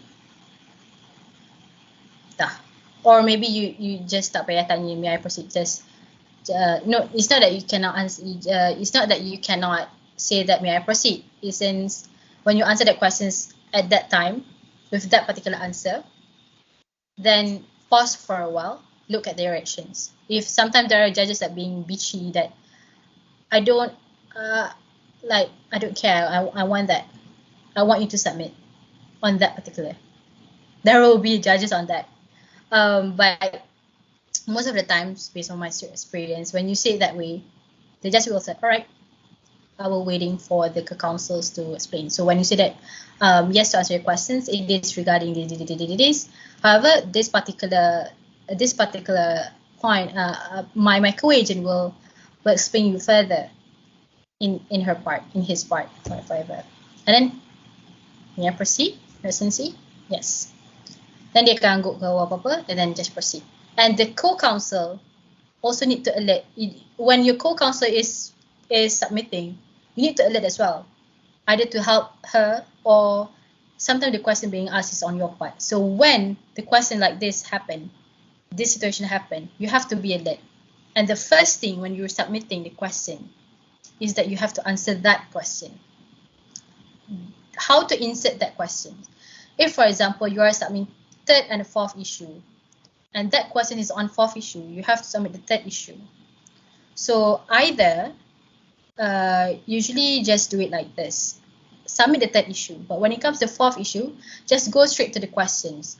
Or when it comes to your when there is an argument, when the flow of you are going to do your flow of argument, but when it comes to that particular part that related to the questions, before you submit the questions, then answer the questions, as in your just now, Your Excellency, before I proceed with my submission, just now, Your Excellency, a judge, Justice Fatiha, have asked a question to my co-agent regarding this. If I may to answer your questions, Your Excellency, this is regarding this. And then terus sambung dengan your oral submission on that particular issue. That is why it is very important for you to be very flexible. You are not too scripted, because you can be you can insert yourself in this way, in this way, in this way. That is very important for you to be flexible, not to be so scripted. That is why, the reason on that. Also, Aisha, what if the first point is our strongest argument, but in this case just already asked us question which lead to the second point, which also less stronger than the first one. It is just fine. All right. That is why, first thing to answer this question, yes, that is the weak point. You can't run from the weakest point of yours. You have to always back up. You always have to prepare yourself if there is any questions. You can expect that usually. So when you have to deal with this question, as I said just now, just answer it. That's how much you're confident.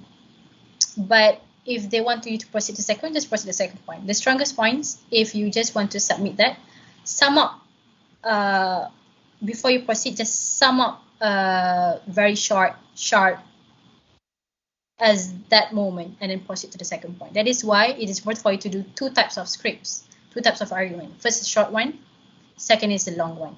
The short one and longer one is that for each particular issue, this is what my coach asked me to do, trained me to do. For each particular issue, do 5 sentences. For example, for the first issue, you have 2 points, for example. First point, do 5 sentences, and these 5 sentences are going to be your submission as a whole. Only 5 sentences. And the second point, under the first issue, 5 sentences, another 5 sentences. This 5 sentences is the sum up of your submission. Okay, so that is how you do it. So when there is a situation like this, the 5 sentences is your saver. This is really important to say. This is the one, the short lah, for you to have to do it. 5 sentences for each particular issue, and also 5 sentences for the whole issue. For example, you have one issue just now, first issue. Do 5 sentences. Sometimes it's not possible, but just make sure that as long as just 1 minute submission. 5 sentences or 1 minute submission for that whole particular one issue. If you have 2 issues, then 2 issues going to be crammed together in 1 minute or 5 sentences. Or, and then another one, you have to do it 5 sentences in each particular issue and 5 sentences in another particular issue. So when this particular happen, you at least have this 5 sentences back up to show and highlight your strongest points, and then jump to the second point. Right, Aisha? And then I have that answer your questions, Aisha. And then also another point is that when you have it, as I said just now previously, the time division is very important. How you divide your time for each particular issue, and that when you have still have a time for that, and there is no questions being asked to the judge. Although if the judge asking you, and then you still have time left on that particular argument, ask the judge. Don't be afraid to ask the judge. Just ask them. Just ask the judge for that particular section of argument before you proceed to the second point. This will create the impression for the judge that, oh, you are answering me to understand you, or you are talking to me. Again, I said this. How to ask? Before I proceed to the next point, if there is any questions from the bench, if I can assist, that's how we do it. And then if no, then okay, just proceed to another point. Okay, next. Next. Okay, now we're almost to the end. So the respondent rebuttals. For the respondent, your role is different with the applicant because you have to respond to the applicant submission in the oral submission. So in competition, normally you will get your exchange written memorials or exchange written submission. So there are some competitions that doesn't even give you the exchange written submission. So it's going to be a surprise for you to receive that particular argument. When that happens, your art of listening is very important. You have to listen, pay attention to what the points that have been submitted. That's why a pen and a paper is very important for you to jot down. So I will focus on the first situation, as in there is an exchange written memorial, exchange written submission. So you guys will receive your opponent's written submission. So you guys will know what they want to argue in this situation. For the respondent, you having this written submission, you have to study their written submission. What are the things that they want to argue? When this happens, the respondent need to prepare the list of the questions, list of the points that you can counter, that you want to respond. You have to respond because you're a respondent. You need to respond. Respondent, respond. How? When you want to submit your oral submission, you always have to incorporate your response in your oral submission with your main points. For example, I was submitting based on my KL bar written submission previously last year, based on Malaysia's Kinis case. If you guys have heard this case, Malaysia Kinis case, the trending case back then. The third party comments is regarding third party comments to scandalize the court. I am being respondent.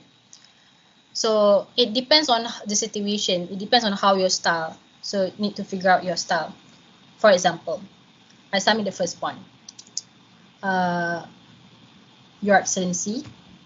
If national, that will be my lord. But then I changed to Your Excellency. Your Excellency, we submit that this. The third party comments that this. Now we noted that the applicant just now have mentioned that this point. Mention what point? This. However, we respectfully submit that we disagree on this point. However, that we respectfully submit that it is misguided.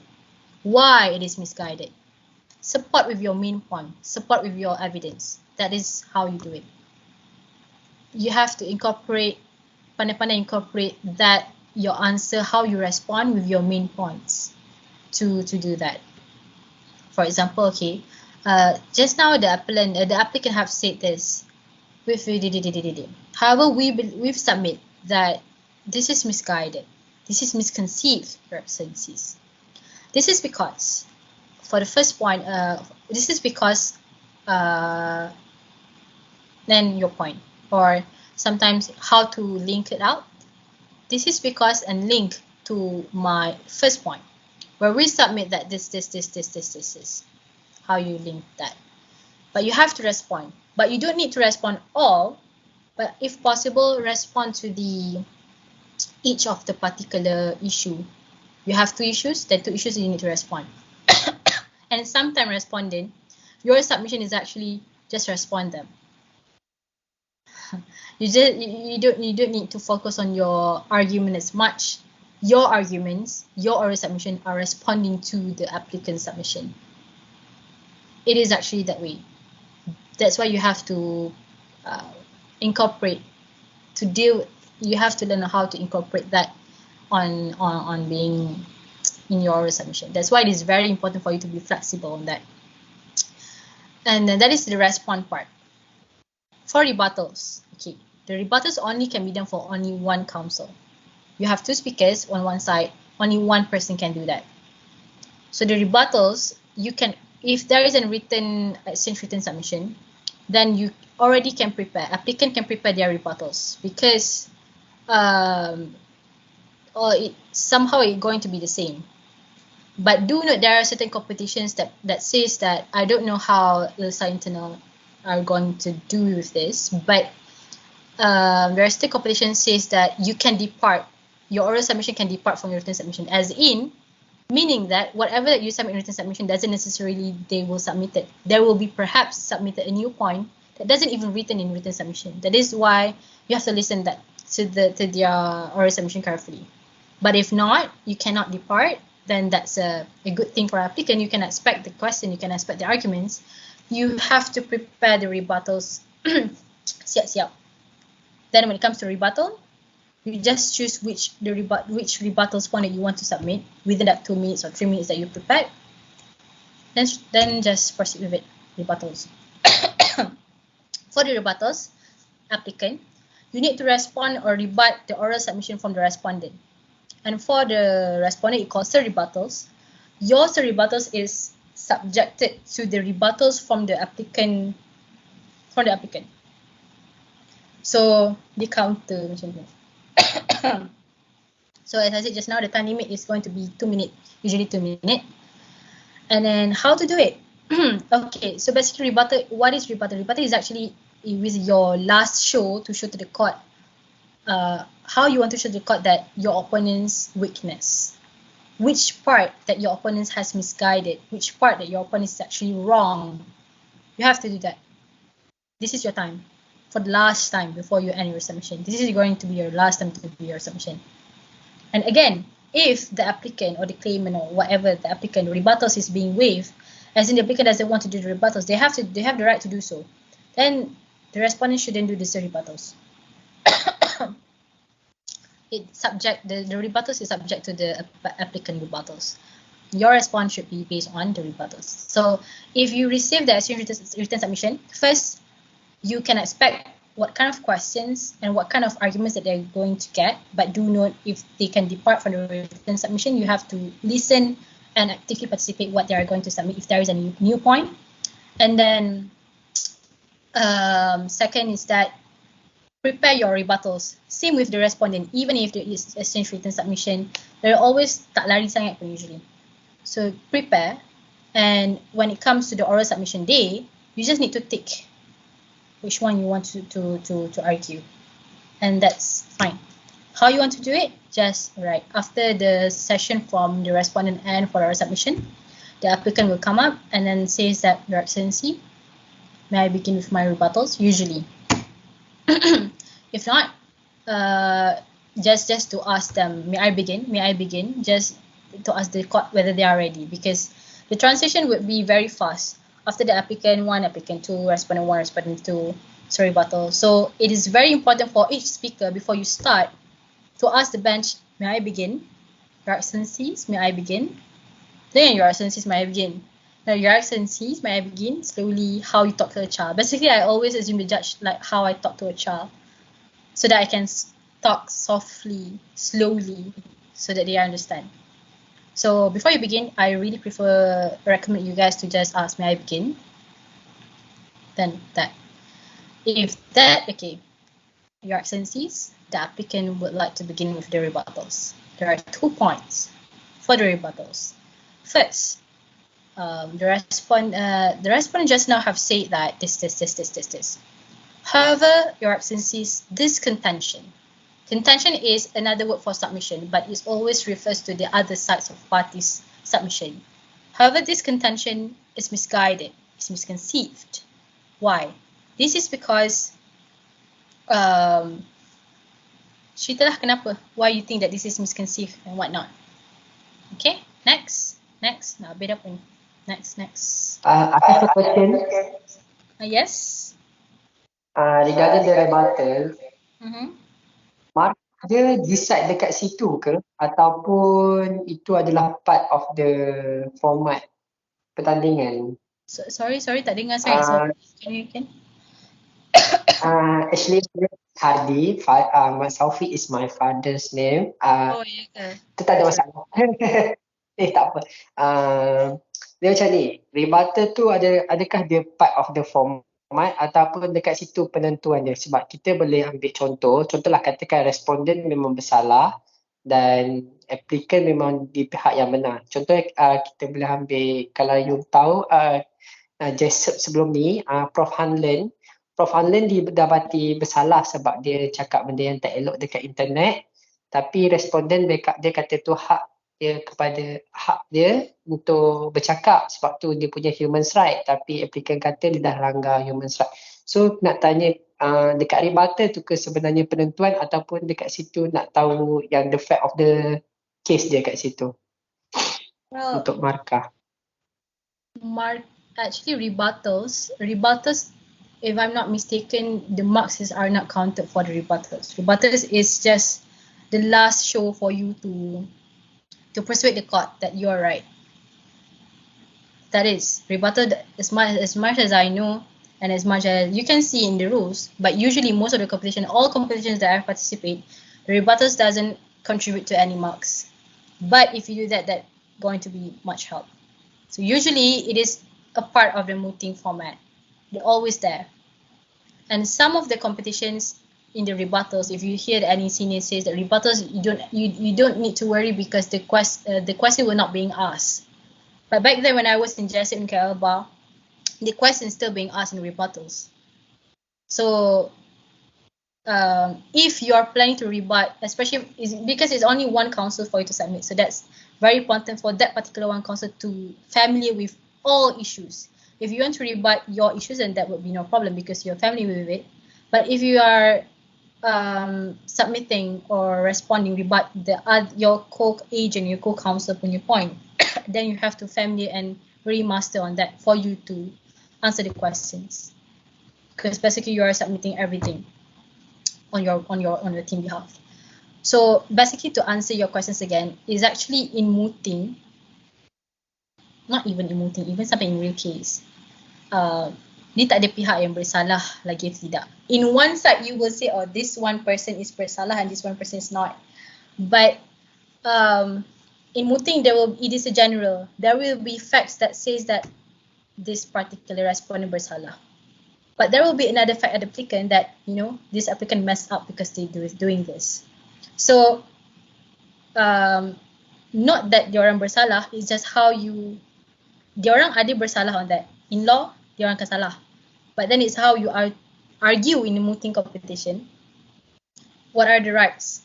That is your weakest point lah. That's for example, know that is wrong in law. That is your weakest point.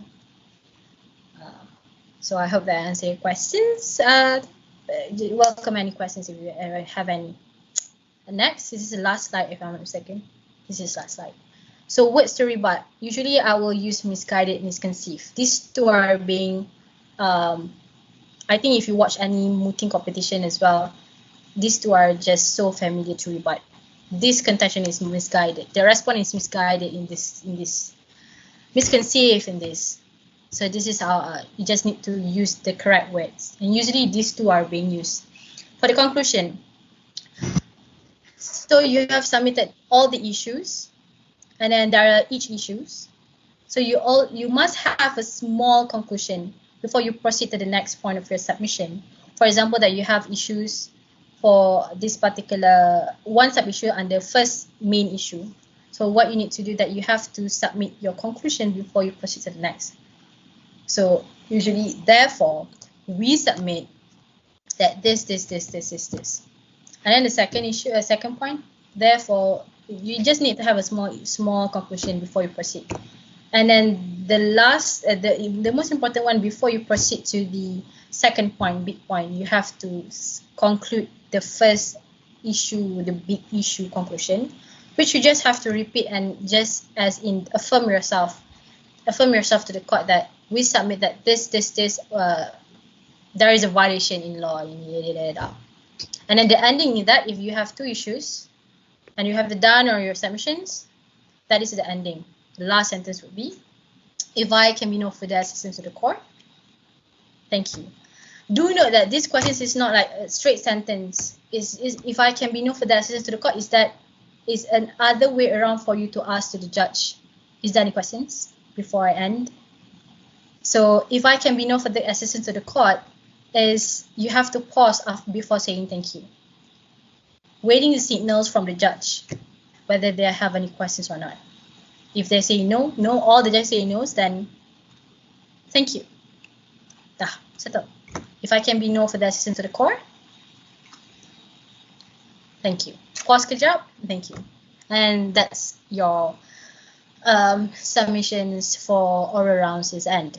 Same with rebuttals, but rebuttals doesn't even have if I can know for the assistant. Rebuttals just says thank you. That's all for the rebuttals. Thank you. That's all for the rebuttals. Thank you. That's it. Next, ada lagi ke? I start dia dah. Ada lagi tak Faris? Alright. Oh, so this is strategy and tips. Alright. This is very important for me to advise you guys. First, yes, always be prepared and expect something worse to be back up, especially in online. Sometimes internet problem and whatnot. So always have a backup, as in possible either if the organizer or the judge is kind enough for you to just wait for the co-counsel. Or whatever happened, stay composed, stay relaxed. There is a situation in my part, my opponents, dia gelabah. Not gelabah, dia ada internet connection. And the usual response would be like, oh, I'm sorry, Your Excellency, my apologies, Your Excellency. That is a panic. Don't do that. Whatever situation that had happened to you, for Muslims say istighfar and so slow. But whatever happens to you, stay composed. Do know that you are not alone. You have your co-counsel, and your co-counsel is a very, very important person in your life at that moment, because that's the only person that can help you. The co-counsel need to say to the judge, oh, I believe that my co-counsel have internet issues. Is it possible if you can have a pause a little bit to wait for her, to wait for him, or what are anything, just do it. Sometimes the judge can just directly ask and solve the issues. But sometimes there are situations that the counsel tak boleh nak connect dah, then that particular counsel need to submit everything. So that's why you need to know everything. In order for tips to score, is that always to refer the score sheets criteria, which is knowledge of the law, the fluency. You do have this in your score sheets rules, I believe. But this is a very important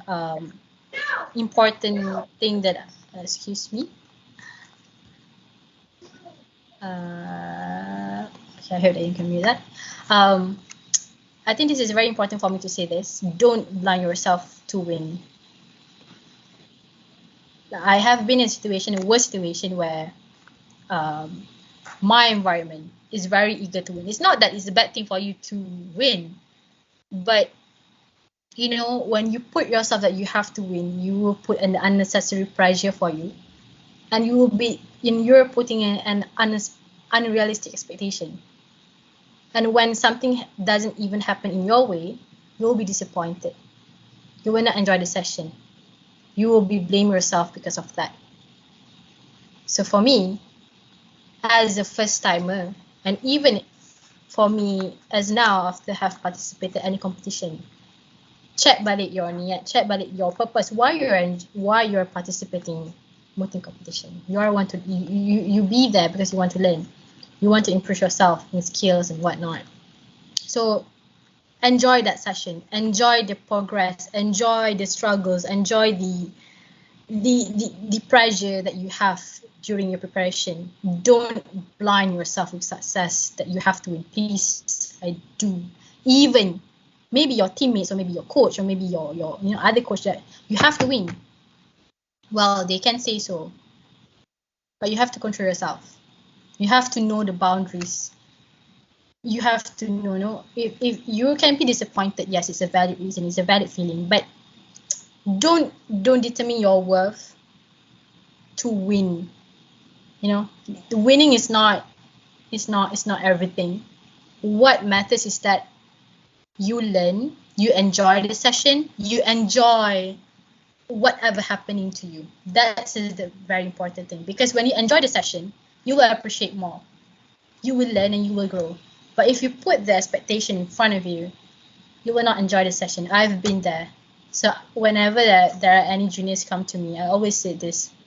I will not, as a coach, I will not disappointed that if you are losing, but the fact that I'm very proud of all of you, because you are stepping out from your comfort zone to try something new, because I know it takes a very big courage for you to start something new. And do know it's very normal for you to be nervous, scared to try something new, because you are out of your comfort zone. Your brain can even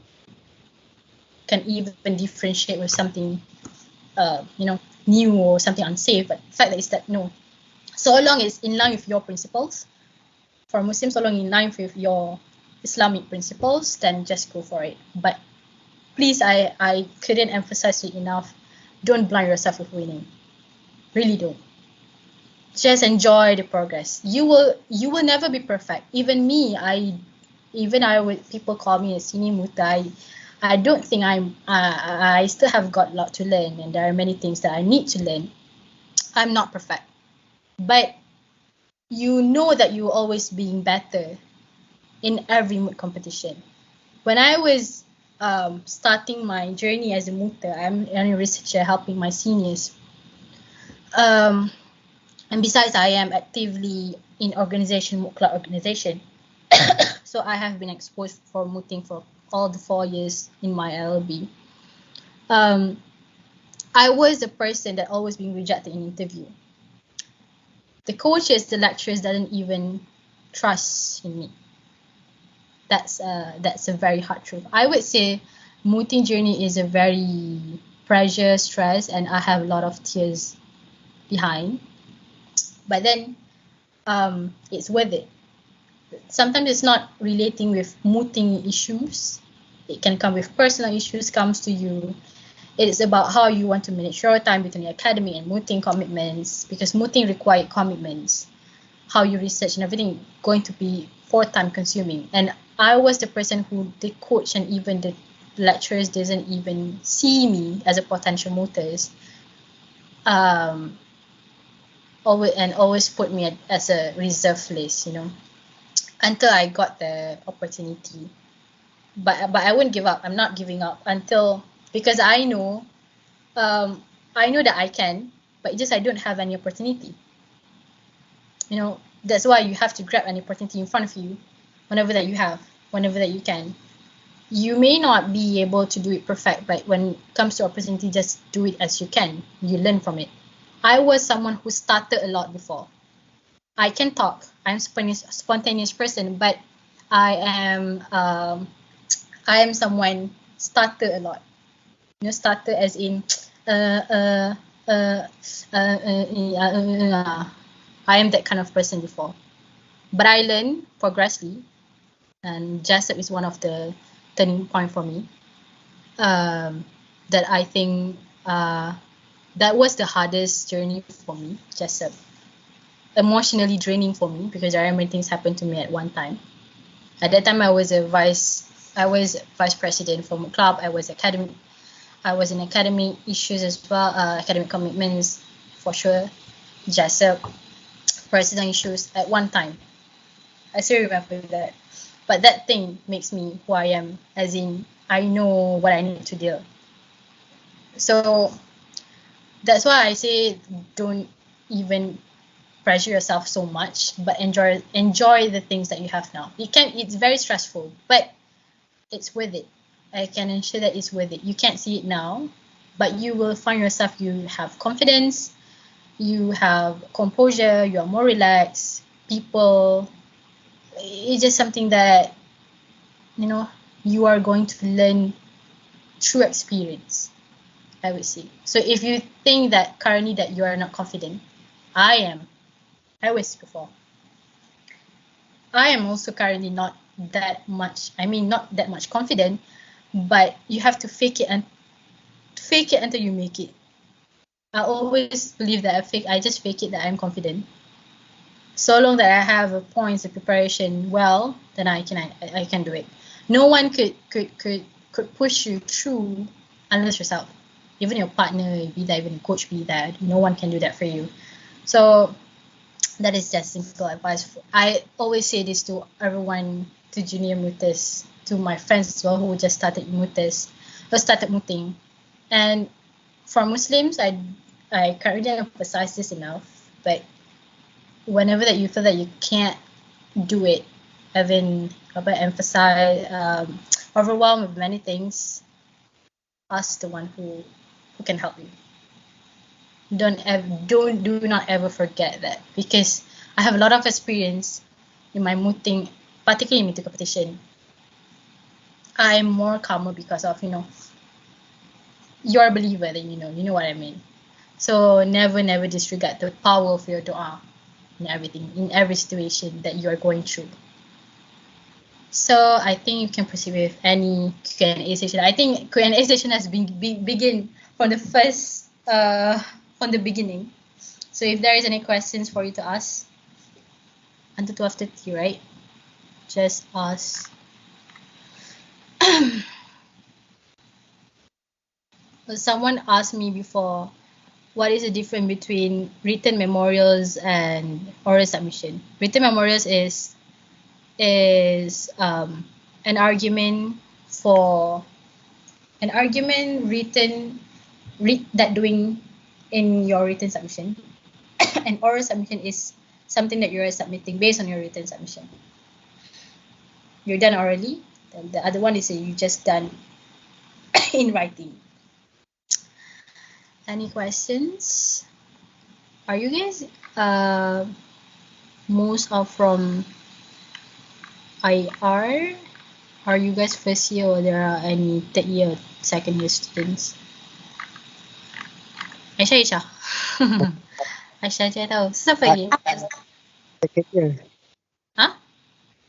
I am second year. Oh, second year. But most of the participants here is from IR. Sebab I tak nampak yang from law. Yeah, there are one students that participate in internal from laws. So they asked me personally for a mood problem. So macam that's why I know a little bit on your problem, but I can't really remember. Oh, first year. That's good to know that you are participating this. I mean, did you guys understand? Is there any questions how to deal with, especially how to deal with the judges? That requires a lot of practice. Kena ramai orang attack you. There's no other way around for you to train yourself on that. You kena ada orang attack you. You tak boleh attack yourself. You kena ada orang attack you. Or perhaps, if there are questions, can I have someone to submit in front of me? Intro. I have a question. Can we ask the judges' opinion for our question? For example, we are not sure about this. However, we do have opinion that.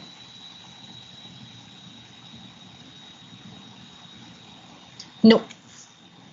Faris, come on, no. You can ask opinion after the session end, but when it comes to this oral submission, it is not about opinions, it's about your stand. Although the judges have a different opinions, different perspective with you, you are allowed to disagree and agree and affirm with your stand. It is about you are being confident with whatever that you are research, whatever that you have right now. So if you want to ask the opinion, ask after that. But if there is a disagreement, as I said just now, do that. Be firm with whatever that you are research. Oftenly when you are in oral submission, bila you buat written, you tak perasan lah benda ni. But when it comes to read oral, tiba-tiba you akan realize like, betul ke apa aku buat? Is this correct? Oh my gosh, this is wrong. But do know that it's normal. And be confident with whatever that you have researched and whatever that you have right now.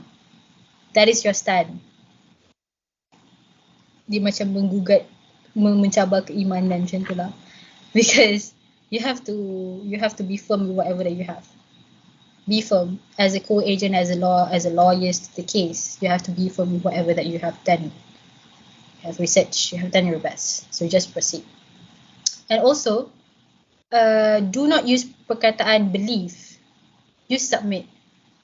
We believe that there is a situation that you can use believe, but there is a rare occasion. Usually, most of the time, not. It is people in voting use submit. It is not a debate, believe, whatnot. It's a submit. We submit. We submit. So that is how we do it in voting. Is there any questions? If not, I think it's very fun for me. If there is any one of volunteer want to try to submit before me, so I can comment anything for you to improve. I mean, this is a good explanation. This is a good opportunity though, if you want.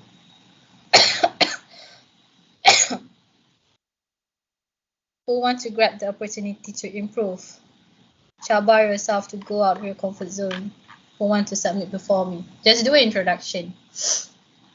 Perhaps Aisha can give the slides to the participants kalau tak bagi lagi. Then you guys can refer to it. Although there is no scripts. Actually, the scripts I present dekat dalam you guys punya Microsoft Teams under Mooting Oral Tips or Oral Advocacy. There are from Jessup punya article under Oral Advocacy, Oral Submission. Dia ada script dia. Example of the script. How we can do. Some sort of similar with me because most of the mooting punya format oral submission sama je. So anyone want to try? Kalau tak ada question lah. Siapa yang boleh mencabar diri dia sendiri? Sekejap. I think I need to see the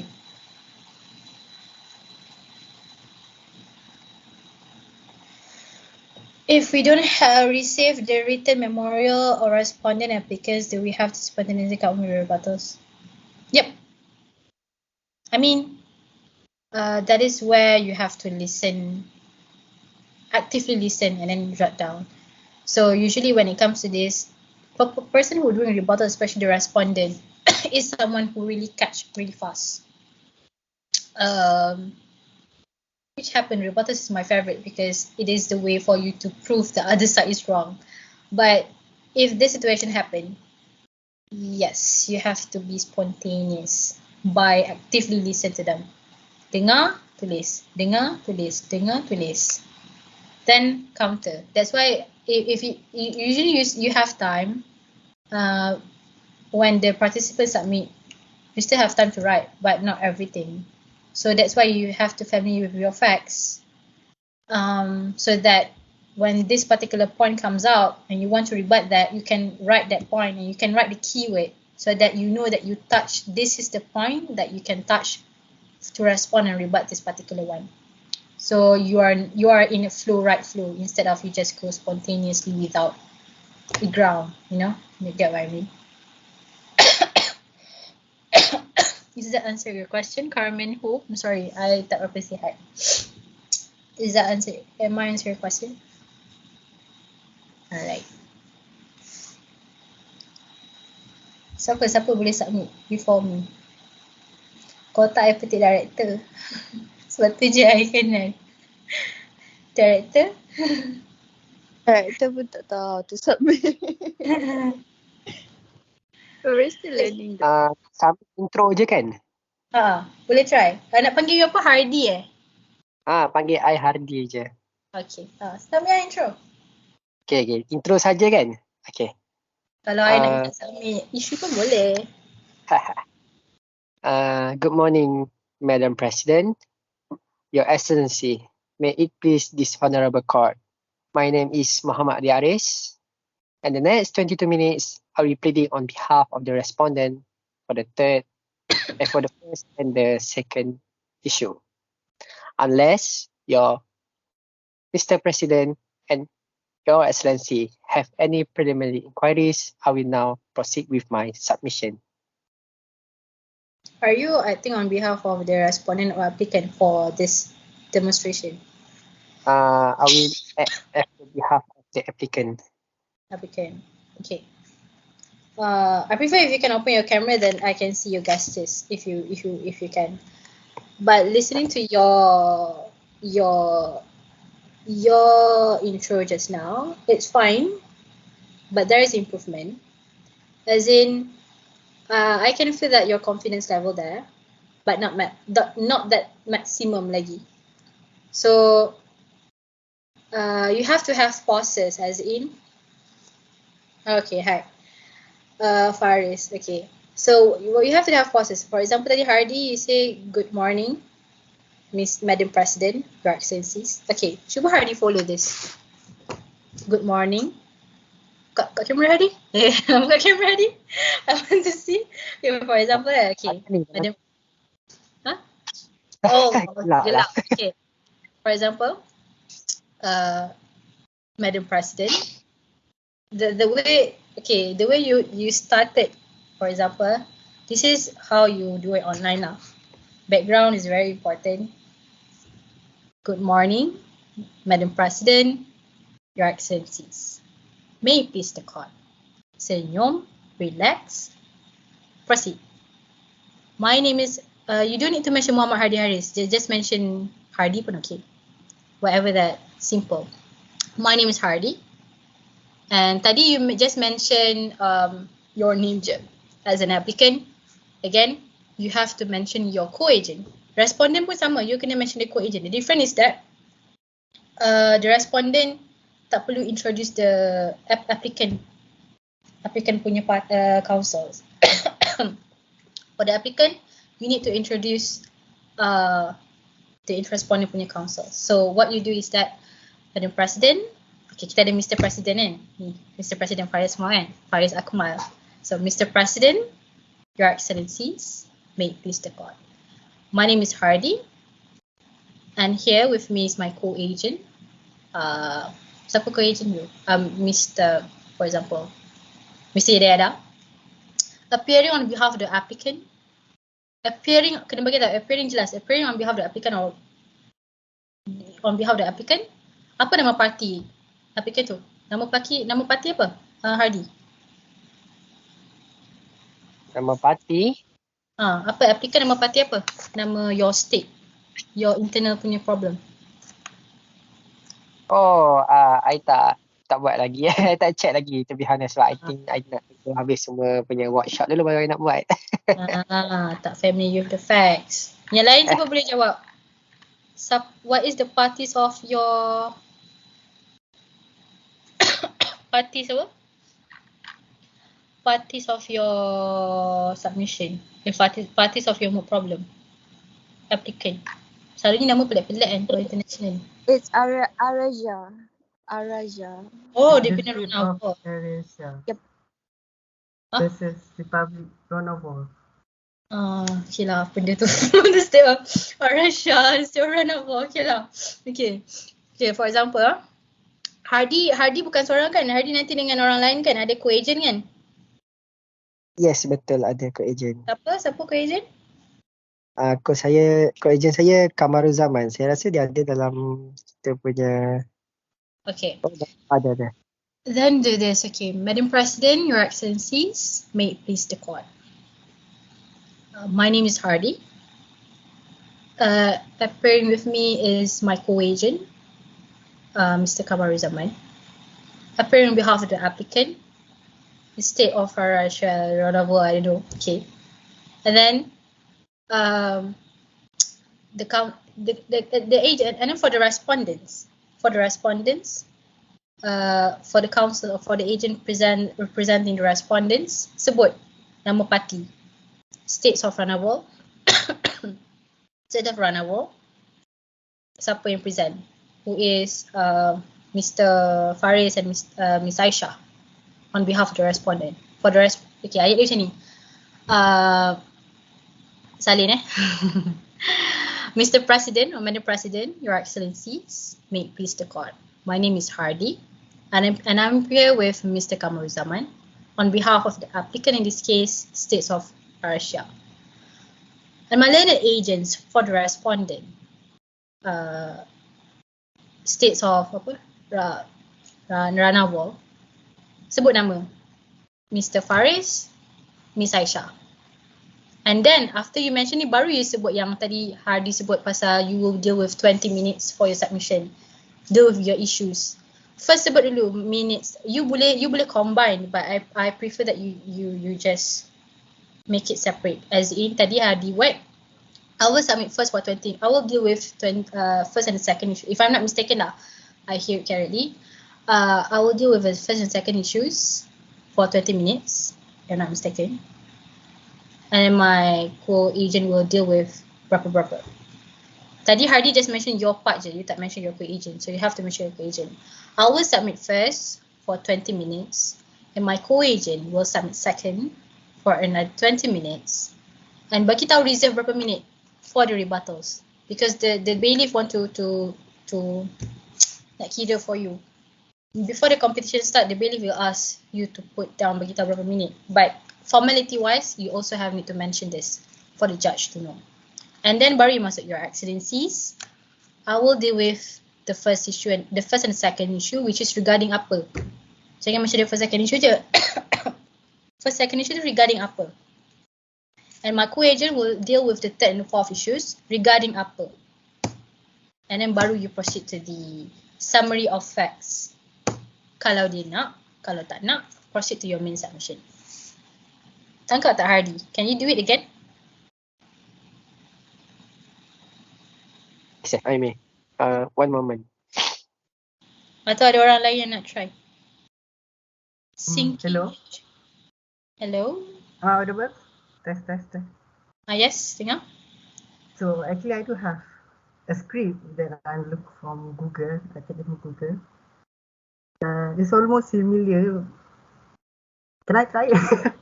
But the script don't mention about the co-agent. So we must introduce our co-agent. Before I try it, I want to ask about. So for the next presenter, how they introduce? They don't have to introduce themselves? Oh, for the second speaker. Yeah. They have to introduce themselves, but they don't have to introduce their partner or respondent. It just okay. For the second speaker, this is for second. Good question. I forget to mention. Okay, Your Excellencies, may it please the court. My name is Faris. Acting as a co-agent for the applicant in this case. Before I begin, I will do. Kalau you nak mention lagi, I will do with third and fourth issues pun boleh. But nak jimat masa tak payah mention sebab your main counsel already mentioned, your lead counsel already mentioned. Just proceed before Your Excellencies, may I begin? Always ask the judges to before you begin something, because afraid that the transition between the councils, diorang tak ready. Sometimes baru nak key in the marks, baru nak ni. May I begin? And if you say yes, proceed je. So my script will go something like this. May it please Mr. President, Your Excellencies, my name is Faris Ahmad. Mister? No. Okay. Be careful. Madam. Okay, sorry. May it please, Madam President, Your Excellencies, my name is Faris Ahmad, and I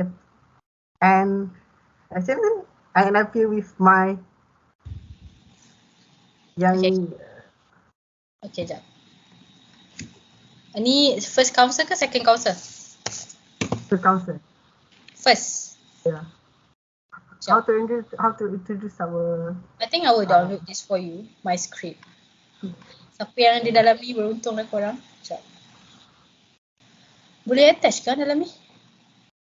Boleh kan? I think you can. This is my script for Jasad back then. Just for me to line up lah, as in this is the script that I give to the mutas, junior mutas, for your friends. Do remember that you need to memorize your intro and conclusion. Yang lain-lain kecil-kecil tu semua you kena memorize. Yang you don't need to memorize sangat, tak adalah you need to memorize, tapi you have to be flexible. That is your issue, so that you know what to cater. For yours, okay Faris, since you open your camera, straight up. Duduk tegak. Okay, confident Okay. You follow me. Madam President. Madam President. Madam President, Your Excellencies. Your Excellencies, Your Excellencies. Your Excellencies, May it please the court. may it please the court. Yes. Mention the salutation first baru may it please the court. Okay. Ataupun boleh je may it please the court. Tapi usually people would just say that. But Salutation dulu. before that, good morning dulu ke apa? Good morning. Good morning, Mr. President and Madam President, Your Excellencies. Macam tadi, Faris tu apa panggil? Stun. Kau stun. Macam rigid. Relax yourself. That's okay. Good morning, Madam President. Macam mana borak? Good morning, Faris semua. Good morning. Good morning, Faris. Good morning, Madam President. Your Excellencies ramai ni. Madam President, Your Excellencies. Good morning, Madam President, Your Excellencies. May it please the court. My name is Faris Akmal. And my co-agent. Appearing with me is my co-agent. Siapa-siapa. Appearing on behalf of the applicant. Apa-apa. Cuba you try sampai situ.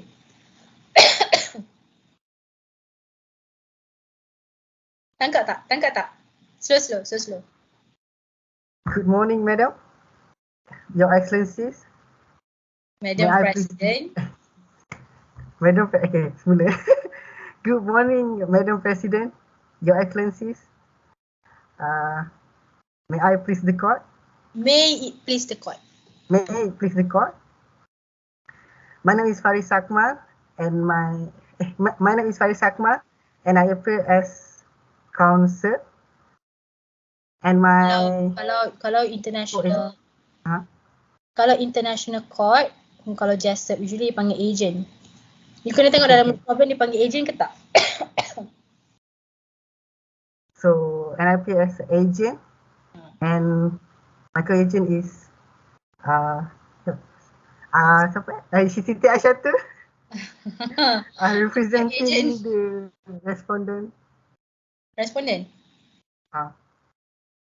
Okay, and respondent. Okay. Relax. You open my oral submission script. If you want to try to do it again, you open my oral submission script and then you take your time to familiarize with the intro je. Nanti you buat lagi. Sementara kita menunggu Hardy yang dah lama. Dah habis masa dah sebenarnya. Okay, organizer, director. Saya suka orang yang nak try before, yang nak ni. Siapa nama? Hardy. Dah ready belum? Yes. Lamanya prepare. Tak. Kan nak bagi Faris cakap asal saya jaga. Tak apa. Okay. One more time. Good morning, Madam President, Your Excellency. May it please this honorable court. My name is Hardy, and this is my co-agent. We will be. Actually, I cuba memorize tapi tak dapat. Tak memorize. Jangan memorize lagi. Sebab you baru dapat hari ni kan. Baca je dulu. I nak listen to your tone je. Okay. I will be pleading on the behalf for the respondent. The first issue and the second issue. Unless Your Excellency have any preliminary inquiries, I will now proceed with my submission. Is it okay ke sama lebih kurang macam tadi je? Sama macam lebih kurang macam tadi je. Sebab okay, what you did improve is that you mentioned your co-agent. But you just proceed with if there is any no further inquiries semua tu. You don't need to do that. Proceed je. If you are acting on a respondent, if you are acting on a respondent, just say that okay, good morning, good evening. My name is Hardy, co-agent. How many minutes? How many minutes tu wajib. Jangan tinggal. Wajib. Fardu ain. Kena buat benda tu. Kena mention regardless of you are. This is apply for all councils lah. Mention berapa minit. But for the first council, you need to mention your co-agent punya masa juga. So kena bagi tahu time division you. You berapa minit, dia isu mana, and the other one berapa minit, dia isu mana. Macam tadi you just bagi tahu, I think you just proceed with if there is any further inquiries. You don't need, buang that sentence. Don't even have that in your scripts. There are certain mutas or coaches use that, but for me personally, benda tu macam inquiries ni macam not sesuai kat situ. Better that you replace with before I proceed. You say this, Your Excellencies, may I begin? May I begin my submission proper? May I begin? Tanya, boleh mula ke? Instead of you tanya ada soalan ke? Kau nak ditanya soalan kau belum submit? Boleh mula ke? Faham.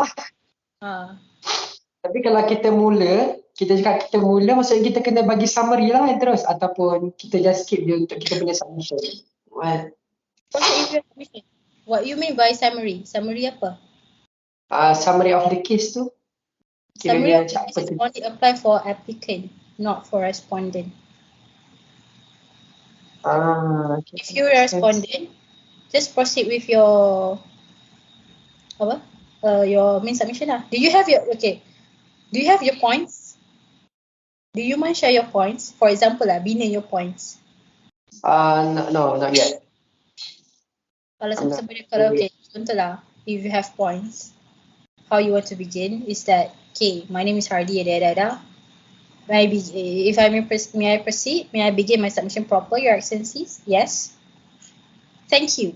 Whenever that you ask permission from the court, say thank you. Jangan diam masa kau belah buat tak ada apa-apa. Jangan. Say thank you. Much obliged. Thank you. Thank you, Your Excellencies. Now, the respondent will let for the first point or the first issues that we like to submit is we submit, pause.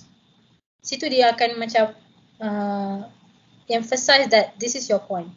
For the first point, we submit the mana problem ah.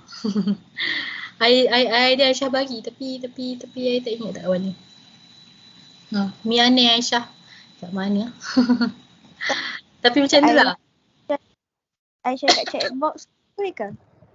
Ke you? Hello? Aisyah dah ada dekat bahagian file kalau nak tengok orang submission tu. Alright. Oh, ingatkan lain I yang start tadi.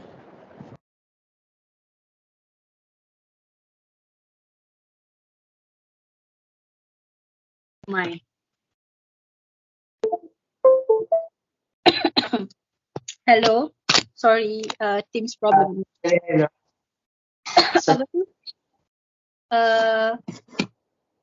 For example kan, mana dia dekat last. Lepas ni kita dengar siapa? Faris. Mana dia punya ni? Miss Team dah stop problem lah. Apa? For example, it says, okay, macam responden okay, responden yang bunyi ni sebenarnya macam ni. Madam President, Your Excellencies, may it please the court. Ni yang cakap laju nanti kena pause. My name is Hardy. Appearing with me or here with me. Bukan this is my co-counsel. Tak payah macam better do. Appearing with me is my co-counsel, my co-agent, which is siapa, Mr. Kamal Zaman. Appearing on behalf of the respondent, State of Ranabo, and then apa? Ranabo, and then lepas tu, okay. After mention this, I will be Your Excellencies, salutation dulu, Your Excellencies. I will be submitting the first and the second issues for 20 minutes. That is how you did just now. But I prefer, Your Excellencies, I will submit for 20 minutes and my co-counsel will submit for another 20 minutes and we reserve 3 minutes for the rebuttals. Dalam time division tu you kena mention 3 benda. Awak punya masa, co-agent, awak punya partner punya masa, awak punya reserve rebuttal punya masa. You kena mention these 3. Kalau tak mention, nanti judge tak tahu. So you need to mention these three points. Nak tanya, untuk rebuttal tu bukan kena minta ke berapa minit kita boleh? Ke kita just mention je kita nak 2 minutes contoh? It is up to you. It is up to you. You yang kena decide berapa lama rebuttal you nak buat. And the judge will follow from the time frame. Oh, okay. Before I lupa, this is very important. There will be cases that you akan tak cukup masa. Oh, I tutup camera. There will be cases that you akan tak cukup masa tau. Take note this one. I lupa nak tak dalam slide. So what you do when you tak cukup masa, you have to bear in mind with your time. But sometimes tak boleh juga. You tak sempat juga. Then you akan lebih. So the bailiff will show that 0 ke apa. Especially this happen to the second speaker lah. Ataupun first speaker sama-sama je. What you need to do is that whenever that you realize your time is 0, is up. Sorry. Immediately stop. Jangan sambung. Stop. And then Allah Akbar. Stop. And ask the judge to have an extension of time. The sentence would be this way.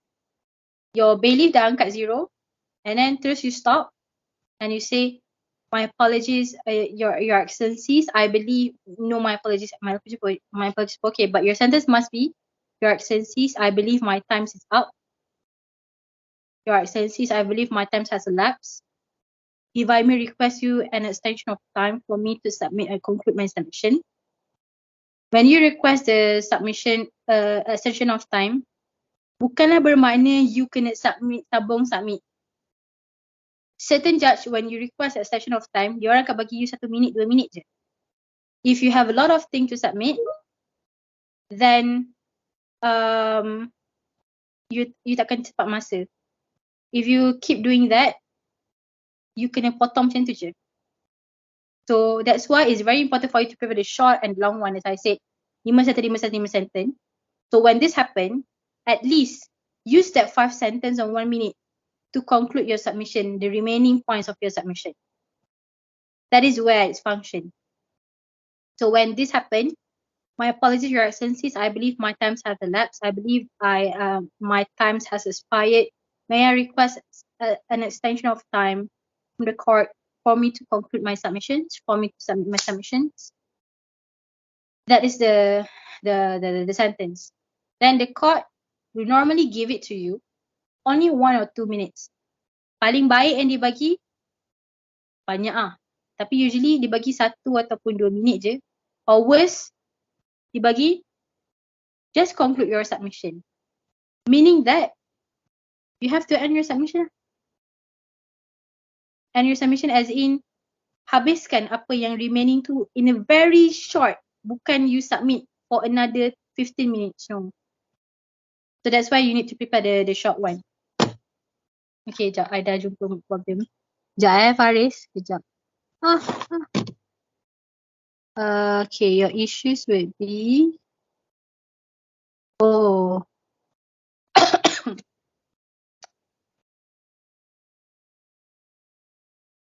Island. Dong. Arasha. Nama dia State of Arasha ke? State of Arasha. Okay. Yes. I will doing it based on your oral, based on your problem. Mr. Preston, Your Excellencies, make this the court. My name is Hardy. Appearing with me is Mr. Kamaruzaman. On behalf of the respondent, or on behalf of the applicant, the State of Arasha, or on behalf of the respondent, Republic of Ronavol. My learned agents from the respondent, acting as applicant. My learned agent for the respondent is Mr. Faris Akmal and Ms. Sapa. On behalf of the Republic of Ronavol, Your Excellencies, I will submit for 20 minutes, and my co-agent will submit for 20 minutes, another 20 minutes, and my co-agent will submit second for another 20 minutes, and we reserve 3 minutes for the rebuttals, poster rebuttals. Your Excellencies, I will be dealing with the first and the second issues. I think as an applicant, you need to summarize this the same Pierre and Imaru. For example, I will be dealing with the first and the second issue, which is regarding the island that belong the San Pierre Island, and also regarding the ICJ Imaru siapa? Oh, regarding the ICJ proceedings where Imaru can intervene involving Arsia and Ranapu. You have to summarize this. And my co-counsel, my co-agent will be dealing with the third and fourth issues, which is regarding the compensation, the liability of Ronavol to compensate the damage suffered by HMS Gong Kipo, and the liability or the compensation and the compensation for the damage suffered by ada sekejap, yang the Arasia tu memang ada 3-4 isu tu sama dia typo. Hari tu Kak baca memang third dengan fourth tu memang sama. So meaning that only one issue je lah. Yeah. Okay, so then the second counsel need to present. Kalau second counsel present the 3, then okay, and my co-agent will be dealing with the third issue, which is regarding the compensation to compensation in regards to the damage suffered by HMS Gong Hipo. Dah. With that, Your Excellencies, for the respondent, may I proceed with my submission proper? Kalau for applicant, with that, Your Excellencies, before I begin with my submission, does the court require the brief summary of facts? Yes, no? Kalau tak nak, proceed je. Kalau nak, bagi tahu facts. Dah, siap. Itu je. That is intro. I hope jelas lah. Siap Faris. Faris. Jom. Kenapa? Dah tunduk dah. Next. Try Faris buat intro balik.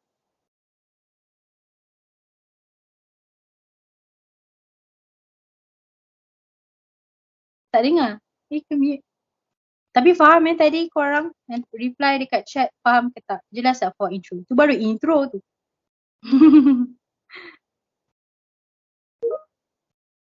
Okay. Oh, tak apa. Take your time.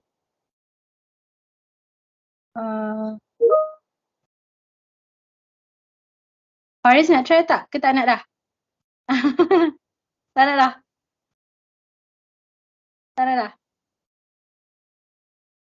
Kalau tak nak, kita end the session.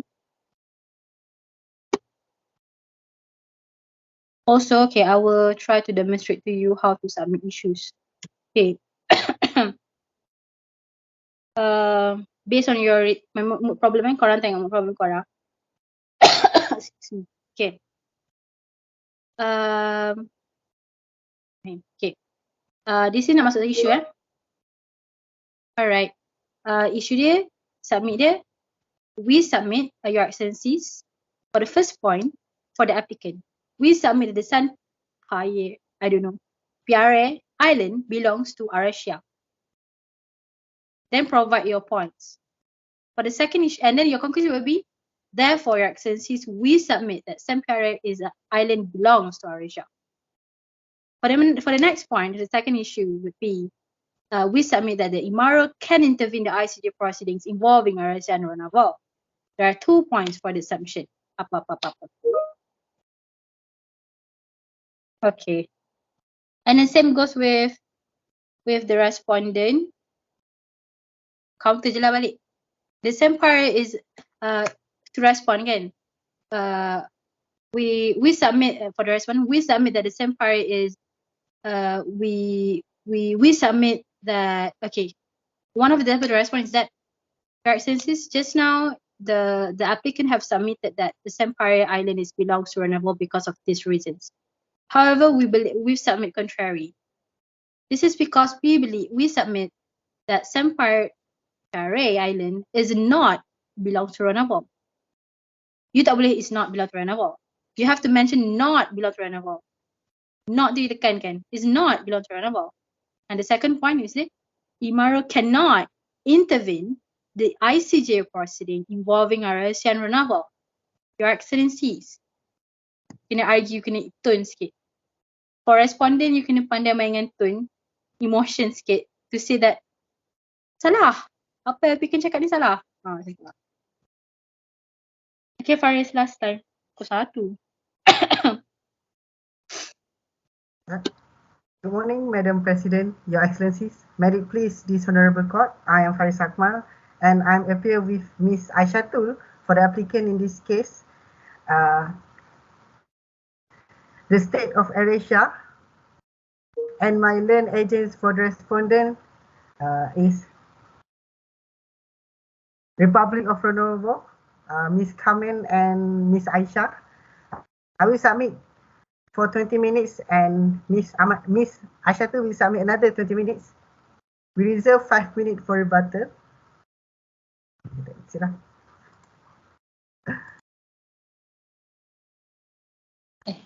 Good. Cumanya in term of script good. Cumanya kena make yourself family lagi.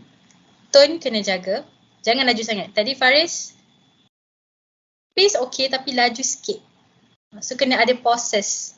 Ada President, Excellencies. Macam tadi, Faris shows an example for your tone to be mendatar.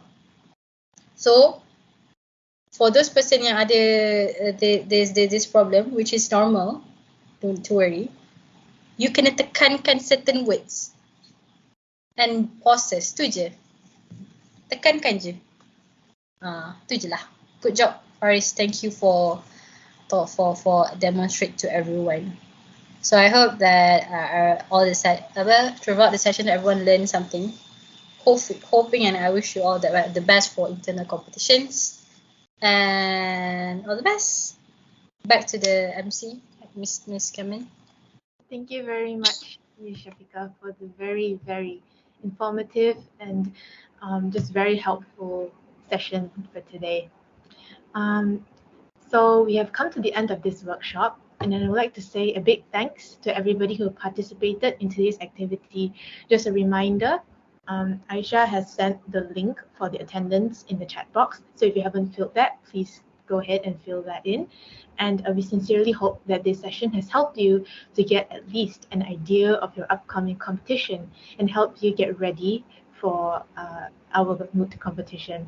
Again, thank you very much to Ms. Shafika. Thank you everyone for participating. Have a great Sunday, everyone. Thank you. Ada take pictures ke? Ada. Oh yeah, before we end our program, can we take a moment for everyone to take a picture? I will wait about 1 minute lah. Get prepared. Go get your tudung.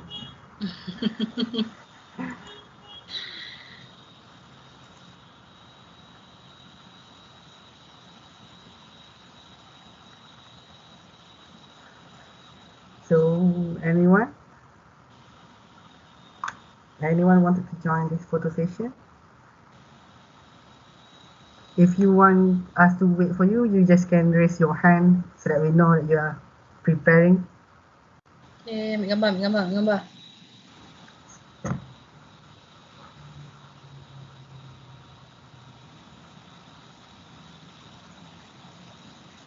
Why my Teams is not allowed to use your camera? Hey.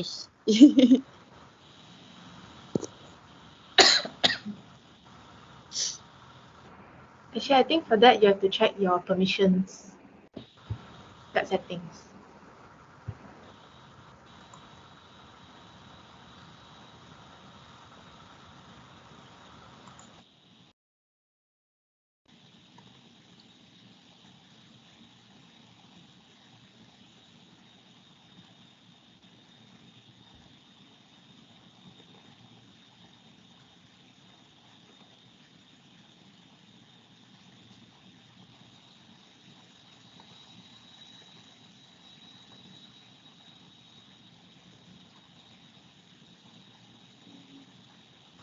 Yeah, we wait about 5 seconds more. 5, 4, 3, 2, 1. Okay, everyone, ready? Picture 1, 2, 3, smile. Oh, Aisyah, okay, sebentar. Smooth, okay. Again. 1, 2, 3, cheese.